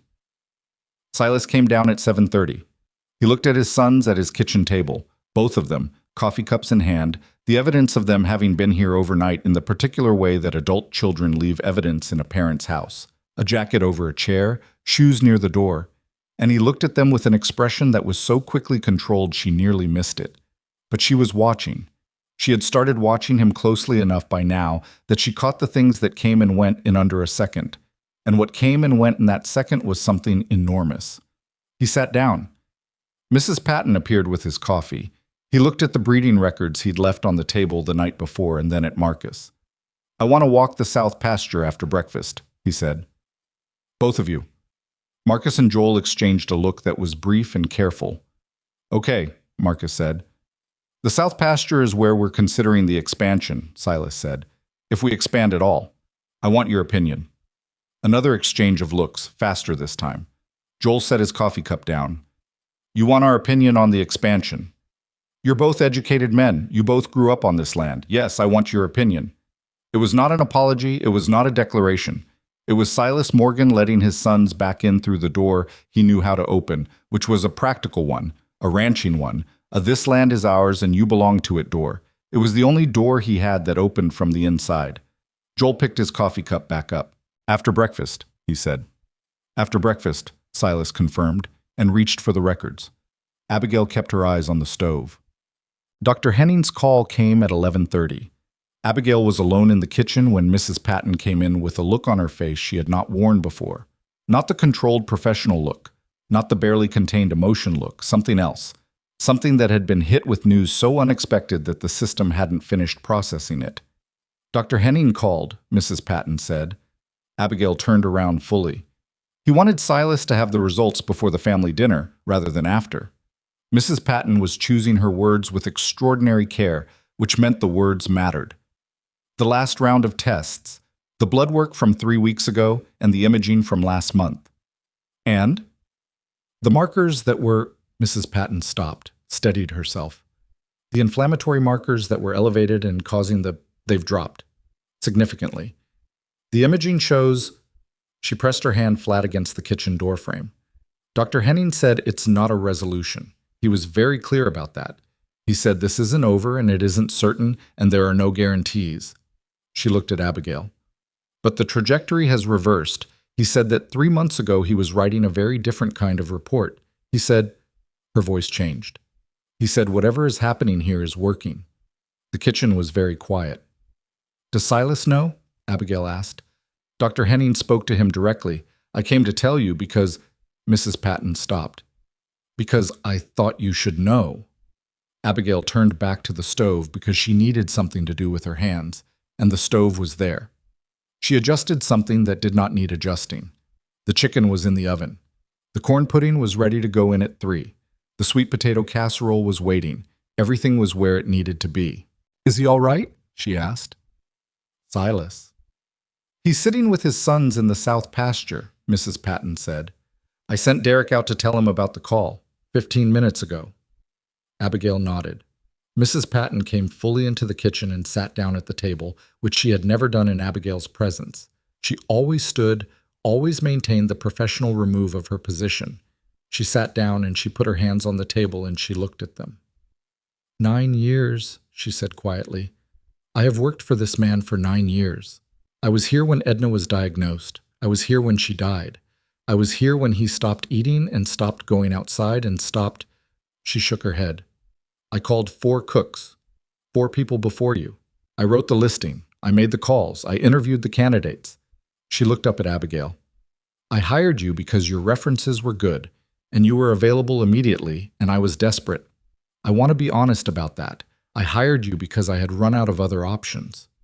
I know, Abigail said. I did not hire you because I thought you would. Mrs. Patton gestured vaguely at the kitchen, at the house, at everything that had happened in the past 6 weeks. I did not know this was possible. Abigail thought about the right thing to say and landed on the true thing. I didn't either, she said. Not all of it. Some of it surprised me too. They came back from the south pasture at 2 o'clock. All 3 of them, Silas and Marcus and Joel, walking back across the land. And from the kitchen window, Abigail could see that Marcus was gesturing at something in the pasture, some feature of the land. And Silas was watching him, and Joel had his hands in his pockets and was looking at the ground ahead of him with the downward gaze of someone thinking hard. And then he said something, and both his father and his brother looked at him. And whatever he'd said held for a moment in the 3 of them, before Silas nodded once, slowly. She could not hear any of it. She did not need to. They came in through the back door and the kitchen absorbed them. Boots at the door, jackets on the hooks, the smell of outdoor air coming in with them, cold and mineral and real. Silas stopped at the kitchen and looked at Abigail directly. His expression was the controlled, compressed one. She had learned to read by now. The one that meant a great deal was present underneath, and he was deciding what to do with it. Dr. Henning called, he said. Mrs. Patton told me, she said. A pause. I'm not celebrating anything yet. I know. The man said no guarantees. I heard. He looked at her for a moment longer, but he said, he stopped. His jaw worked. He said, whatever I've been doing these past weeks, keep doing it. He held her gaze. So, she said. Same time next Sunday, he said. Same time next Sunday, she said for the second time, and it meant something different now than it had the first time. He went through to the sitting room. His sons followed. She turned back to the stove. The dining room that evening held 10 people. She had pulled in 2 chairs from other rooms to fit everyone. Silas at the head, Marcus to his right, Joel to his left, the crew filling out the middle, Mrs. Patton at the far end, Abigail herself in her usual spot at the corner where she could be up and back to the kitchen quickly if she needed to. She had set the table the way she always did, real napkins, the good plates she'd found in the hutch, and quietly washed, the candles that Cal had started to buy without being asked because he had understood at some point that they were not decorative but functional, that light at a table did something to people that overhead fixtures did not. The food was what she had planned, and it was good, not perfect. The rolls were slightly overdone on the bottom because the oven had been running hot all day and she'd misjudged. But the chicken was exactly right, and the corn pudding was exactly as it should be, and the sweet potato casserole went around the table with the particular silence that descends when people taste something that does what food almost never actually does, which is arrive at the right moment for the right reasons and mean more than the sum of its ingredients. Joel asked her what was in the sweet potatoes. She told him. He said his wife had been looking for a recipe like this for years. She said she'd write it down before he left. The conversation that night was different from the first Sunday dinner. The first had been the miracle of Silas simply being there, of laughter returning after a long silence, of something that had been still beginning to move. This one was something further along in the process, noisier, more layered, occasionally argumentative in the way that family conversations are when the family is not performing family, but actually being it. Marcus and Derek got into it briefly about the North Pasture rotation. Derek with the defensiveness of someone whose decisions were being questioned. Marcus with the sharpness of a man who had been away long enough to see things fresh.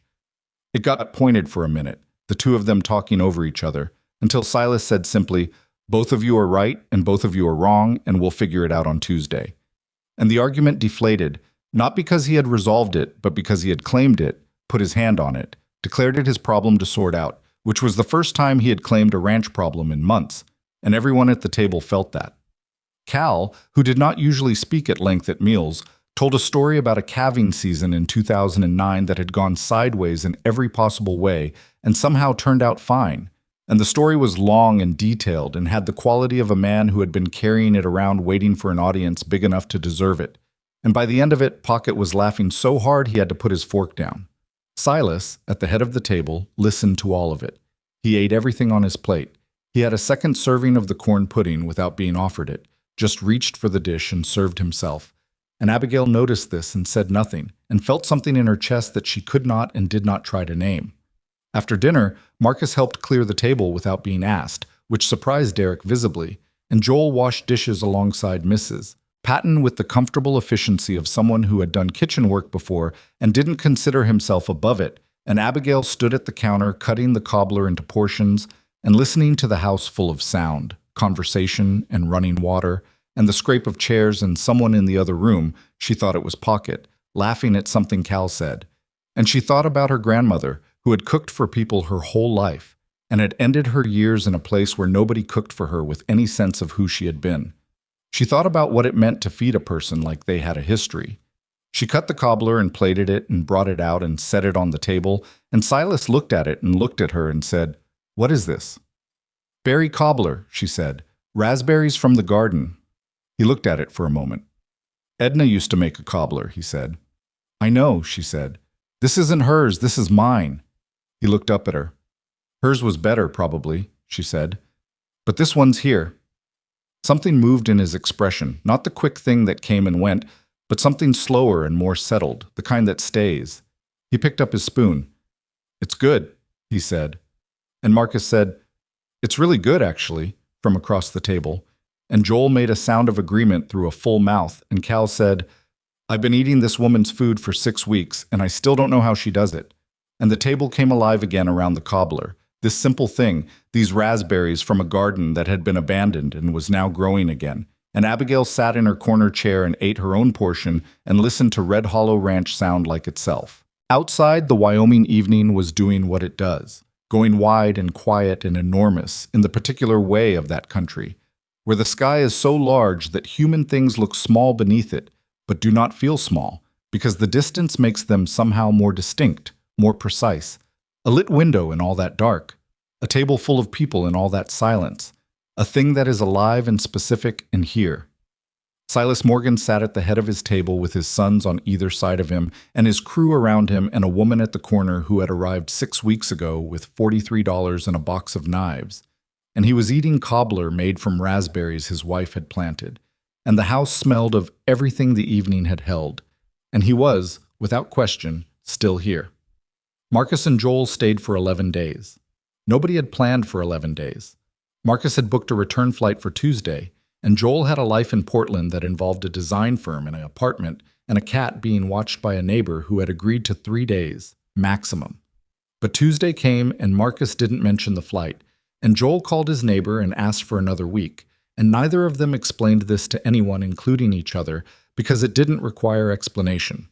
Some things you stay for because leaving would be a kind of damage you can't undo. What happened during those 11 days was not a transformation. Abigail wanted to be clear about that in her own mind. because she had seen enough of the world to distrust transformations. They were usually just changes that looked bigger from the outside than they felt from the inside, and they rarely held. What happened was something slower and more structural, the kind of thing that happens when three people who have been navigating around each other for years are suddenly in the same physical space with nowhere to navigate to, and so they have to actually be there together and figure out what that costs and what it yields. It was not smooth. She had told Marcus it wouldn't be, and she had been right. The first real argument happened on Monday morning, 2 days after the Sunday dinner, in the office where Silas kept the ranch records. She heard it from the kitchen, not the words, just the register of it, the particular quality of voices that have given up being careful with each other. It went for about 20 minutes. Then it went quiet. Then after a while she heard a single voice, lower and steadier, and she thought that was Silas, and then that too stopped. Derek appeared in the kitchen doorway looking like a man who had been standing outside a door he was not going to open. "Should I?" he started. "No," she said. "But if Silas needs—" "He doesn't need you," she said. Not unkindly. "He needs his sons. Let them do it." Derek stood there for another moment and then went back outside, which was the right thing. And she thought about how far he had come in 6 weeks, from the man who had slid that envelope across the counter and said he might as well be dead to a man who wanted to go in and protect Silas from a difficult conversation with his own children, because Derek had realized somewhere along the way that protection and love were not always the same thing. Joel came into the kitchen at noon, alone. He sat at the table and she put a sandwich in front of him without asking, and he ate half of it before he said anything. He knew, Joel said, about the diagnosis. He knew for 6 weeks before Mrs. Patton called Marcus. 6 weeks. He was looking at the table. He sat on that information for 6 weeks. "Yeah," she said. "He says he didn't want to disrupt our lives." "That sounds right." "Our lives." Joel said it with a flatness that had a long history in it, like we're strangers, like our father's life-threatening illness is a disruption to our schedules. He looked up at her. "How do you not get angry at that?" She thought about how to answer honestly. "I do get angry at it," she said, "on your behalf. But I also think he genuinely believed he was protecting you. Not from grief. He knew you'd grieve. He was protecting you from—" she tried to find the right word— from having to watch. He'd already watched someone he loved die in this house. He didn't want to make you do that. Joel was quiet. "It's still wrong," she said. "I'm not saying it's right. I'm saying it comes from something real." "He never learns," Joel said. "That's what gets me. Every time. He decides on our behalf and then acts surprised when we're not okay with it." He pushed the sandwich plate away slightly. "Marcus and I talked last night until 2 in the morning about growing up here, about all the ways he just decided things, who we'd be, what our roles were. Marcus was supposed to take the ranch and I was supposed to—" He stopped. "I became a designer because I wanted to make things that were mine, things he couldn't walk into and reorganize without asking." She sat down across from him, which she didn't usually do during the day. She sat down because this was not a conversation to have standing. "Did you tell him that?" she asked. "Just now, in there?" A pause. "Some of it." "What did he say?" Joel looked at his hands. "He said he didn't know. About the design, what it meant." He was quiet for a moment. "He said he thought I left because I wanted the city. He didn't know I left because I needed to make something he couldn't override." He stopped again. "Then he said—" Joel's jaw tightened. "He said he was sorry, just like that, just those words. No explanation, no qualification, just sorry." She let that sit for a moment. "How was that?"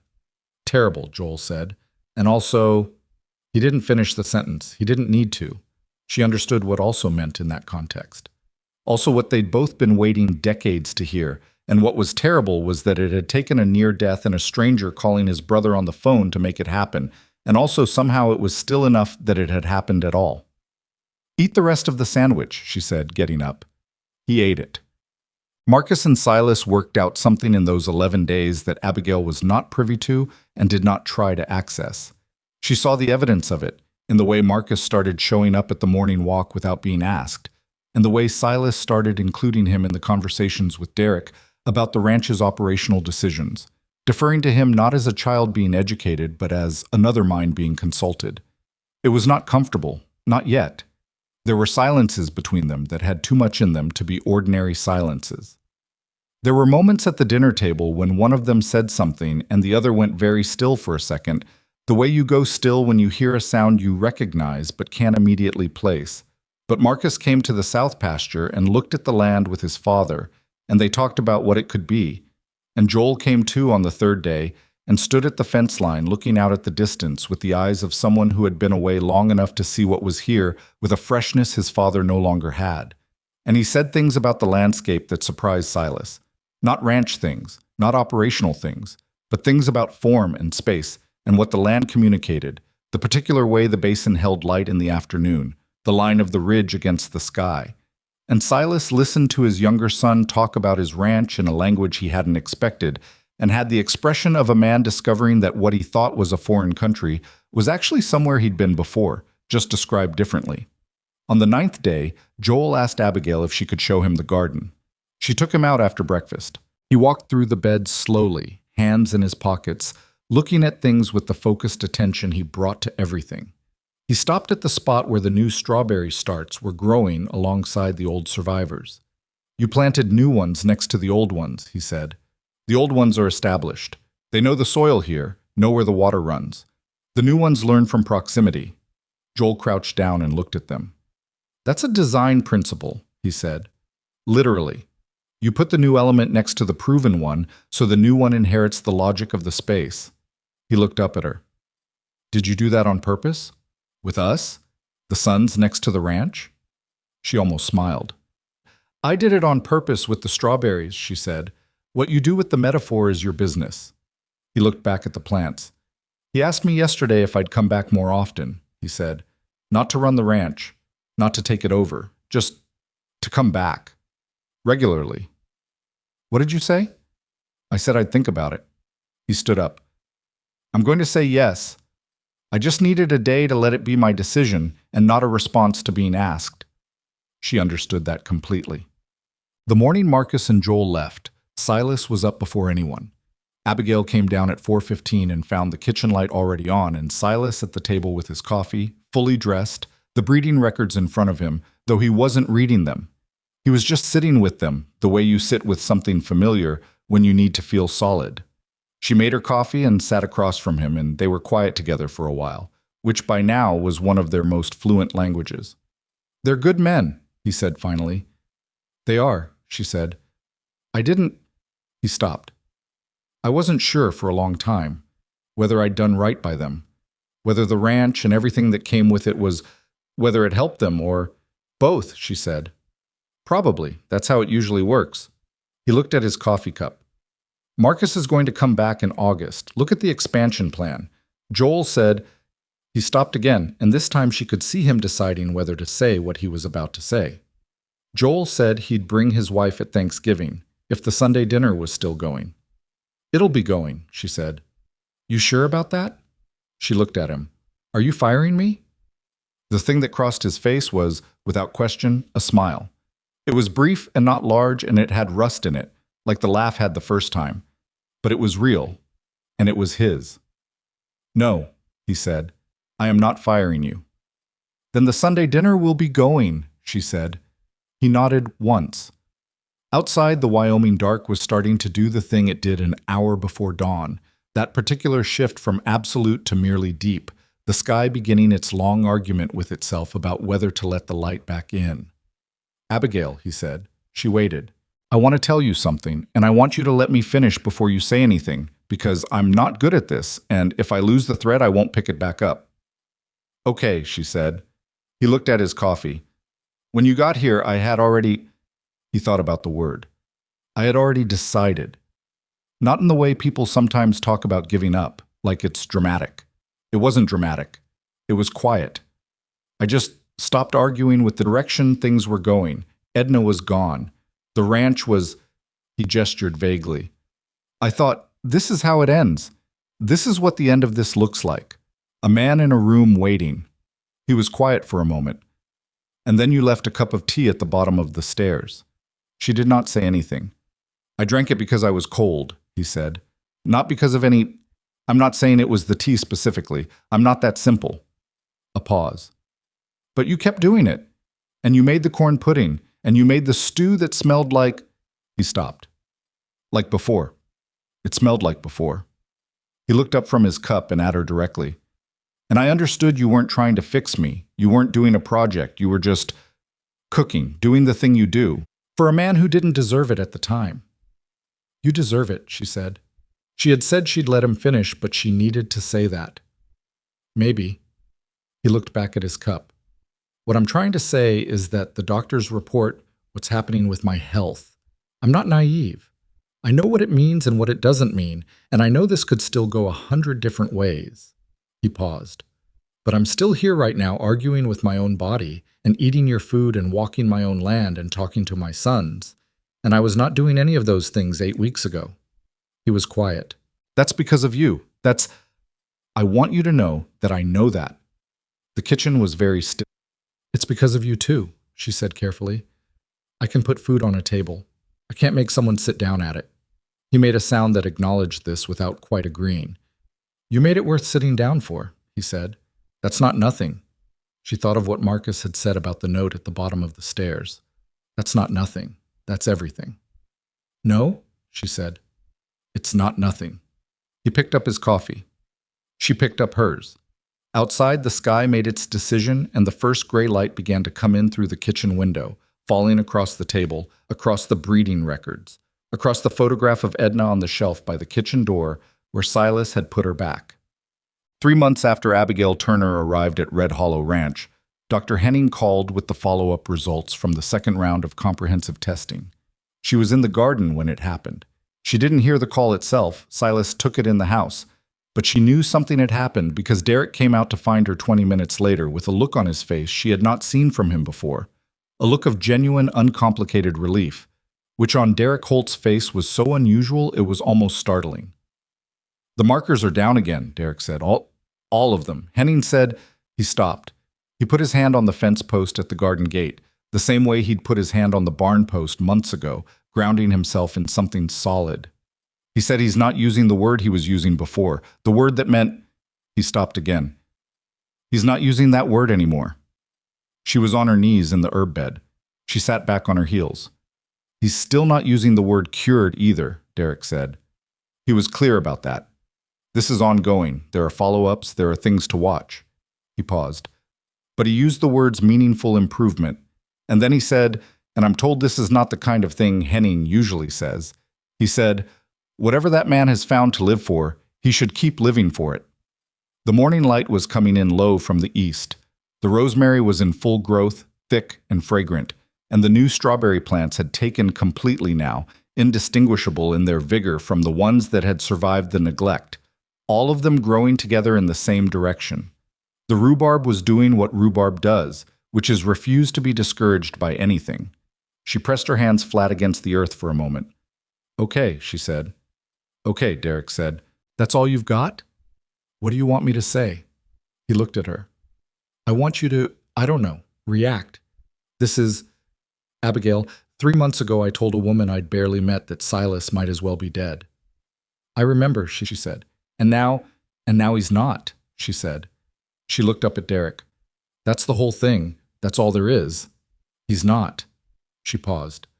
Now stop standing there and go tell Cal. He'll want to know. Derek looked at her for another moment, and then he did something she had never seen from him in 3 months. He laughed. A real one, sudden and genuine, catching him off guard as much as it caught her. He shook his head and turned and walked back toward the barn, and she heard him calling for Cal before he'd gone 30 feet. Silas came to find her in the garden an hour later. He came around the corner of the house and stopped at the gate and looked at what she'd done with the space.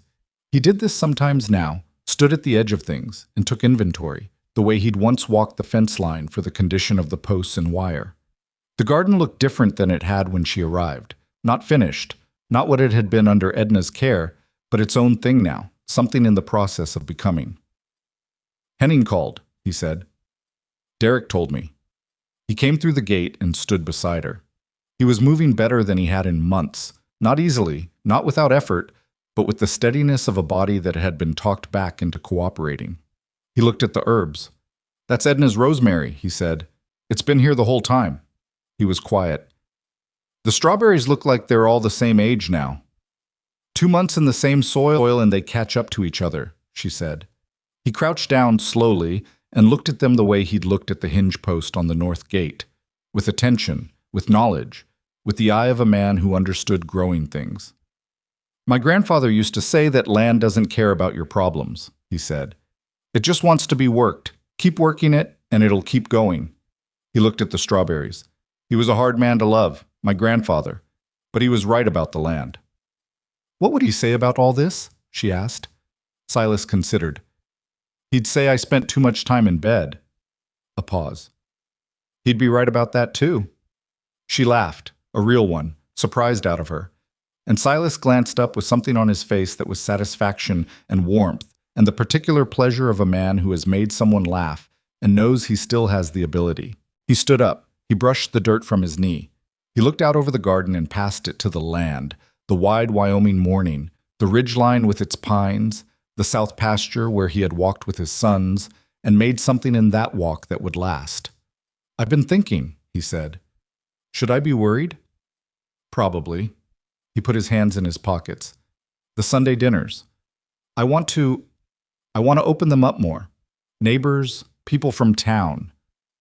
The Calder family used to come when when things were different. Frank Malone.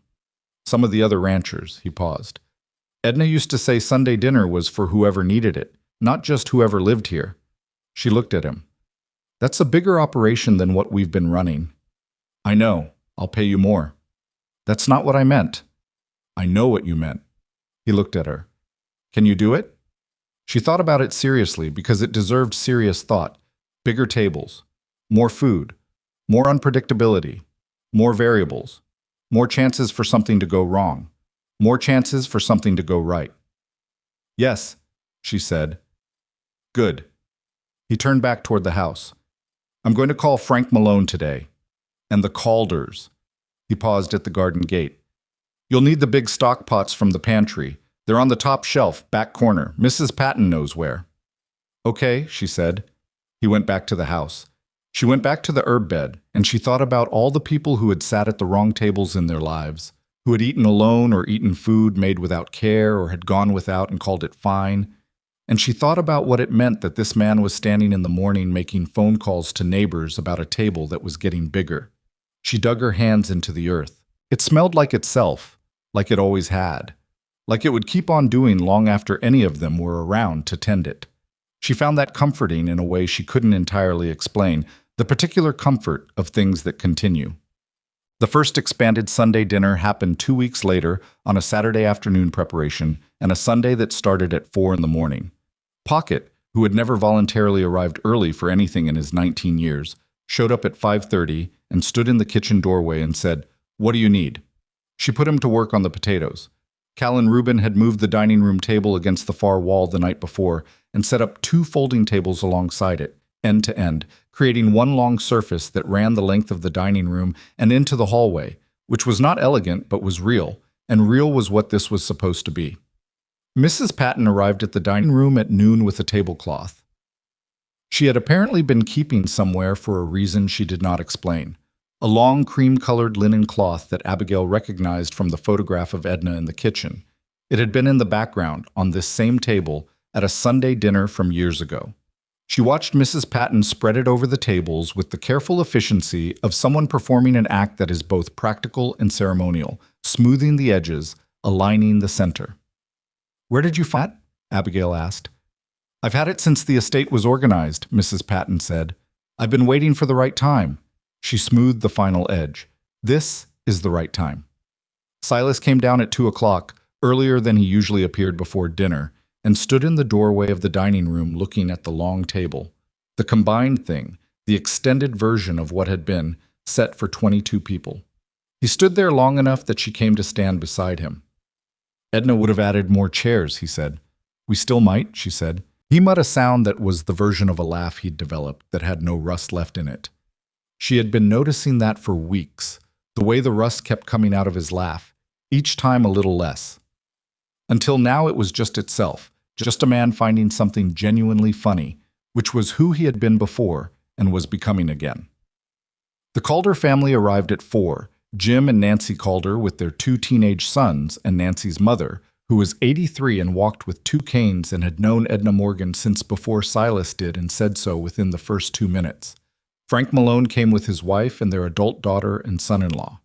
3 other families from the valley came, people whose names Abigail learned over the course of the afternoon and would not fully remember in the right order until the 3rd time they came, which they all did. The table filled. The kitchen stayed loud with production. Pocket turned out to be surprisingly reliable at tasks he'd been shown once, which Cal said he would have predicted if anyone had thought to ask him, and which Pocket responded to by telling Cal he was welcome to his "I told you so," as long as he also admitted that the beef stew from Abigail's first week was the best thing he'd ever eaten, which Cal denied with the stubbornness of a man who had already admitted too many things this month. Derek sat at the table this time, not sideways in a chair at the edge. At the table, with people around him, eating food that was passed hand to hand and talking about things that ranchers in Wyoming talk about at Sunday dinners. The season, the water table, the price of cattle, and then, gradually, underneath the practical conversation, the other things, the personal things, the things that get said when people have been fed and the room is warm and nobody has anywhere they need to be for another hour. Nancy Calder, who had clearly been told the broad outline of the last several months, leaned across the table at one point and said to Abigail, "Is it true you just showed up and started cooking?" "I was hired," Abigail said. "But nobody told you about the state of things?" "Mrs. Patton told me it was a difficult position," she said. Nancy looked at Silas at the head of the table. She looked back at Abigail. "4 people quit," she said. "I heard that." "What made you stay?" Abigail thought about the honest answer, which was not a simple one. She thought about her grandmother. She thought about the cast iron skillet with the rust in the center. She thought about the recipe card in Edna's handwriting and the note at the bottom of the stairs and the footsteps that came to the top of the staircase and didn't retreat. "The kitchen had good bones," she said. Nancy looked at her and then laughed, the kind of laugh that says that's not the whole answer, but it's a true part of it, and moved on to the person beside her. After the dishes were done and the last guests had gone, and the house was quiet in the way it went quiet after fullness, a different quiet than the one Abigail had arrived to, this one having the feeling of something resting rather than something abandoned. Silas found her in the kitchen. She was at the counter, writing down the yield from the day, the way a professional cook accounts for what was made and what was eaten and what needs to be stocked for next week. He came in and sat at the table, and she finished her notes and turned around. He had something in his hand, a small piece of paper folded once. He set it on the table. She came over and looked at it. It was the note she had left him 3 months ago when she'd gone looking for chamomile in the pantry. No, wait, that wasn't right. It was the note he had left her. "Thank you for dinner. SM." She recognized the handwriting. "You kept it," she said. "Found it in your apron," he said. "Hanging on the hook. You'd left it there." She had forgotten it was still in there. She looked at it for a moment. "You went through my apron pocket?" "I needed to borrow the apron," he said. "I was going to do something in the kitchen, and I didn't want to get my shirt dirty." "You cook?" "I used to," he said, before Edna made it very clear that having 2 cooks in a kitchen was a recipe for argument. Something in his voice when he said her name, not the old knife edge of grief, but the settled tenderness of a man who has made peace with carrying something. "I thought I'd forgotten how." "Did you?" "Made eggs this morning," he said. "Before anyone was up. They were adequate." "High praise from you," she said. "Adequate is honest." He looked at the note on the table. "I kept it because—" He stopped. "I've been trying to think of how to say this." A pause that was long enough to be real thinking. "You arrived here when I had stopped being a person. I don't mean that dramatically. I mean I had stopped doing the things that people do. Eating with others, walking my own land, talking to my sons." He looked at the note. "You didn't tell me to start again. You didn't argue with me about it. You just did things, and the things you did made it possible for me to do things." He was quiet. "That is the most a person has ever done for me without being asked, and I'm not good at—" He gestured at the space between them. "At this." "I know," she said. "But I want you to know that I know," he said. "What you did. Why it mattered. I don't want you to think—" He stopped. I don't want to be the kind of man who receives something that large without naming it. She looked at him for a moment. This man who had been a closed room when she arrived, who had left thank you notes in the dark rather than say the words in daylight, who had walked his fence line and let her walk beside him, and had opened up in the particular way that some people only can when they are moving, when there is something to look at other than each other, when the words can come out sideways instead of straight on. He had learned, somewhere in these 3 months, to say things straight on. You named it, she said. That counts. He picked up the note from the table and set it in front of her. You should have this back, he said. It's yours as much as mine. She picked it up, looked at the handwriting. Thank you for dinner. SM. She folded it back the way it had been and put it in her shirt pocket.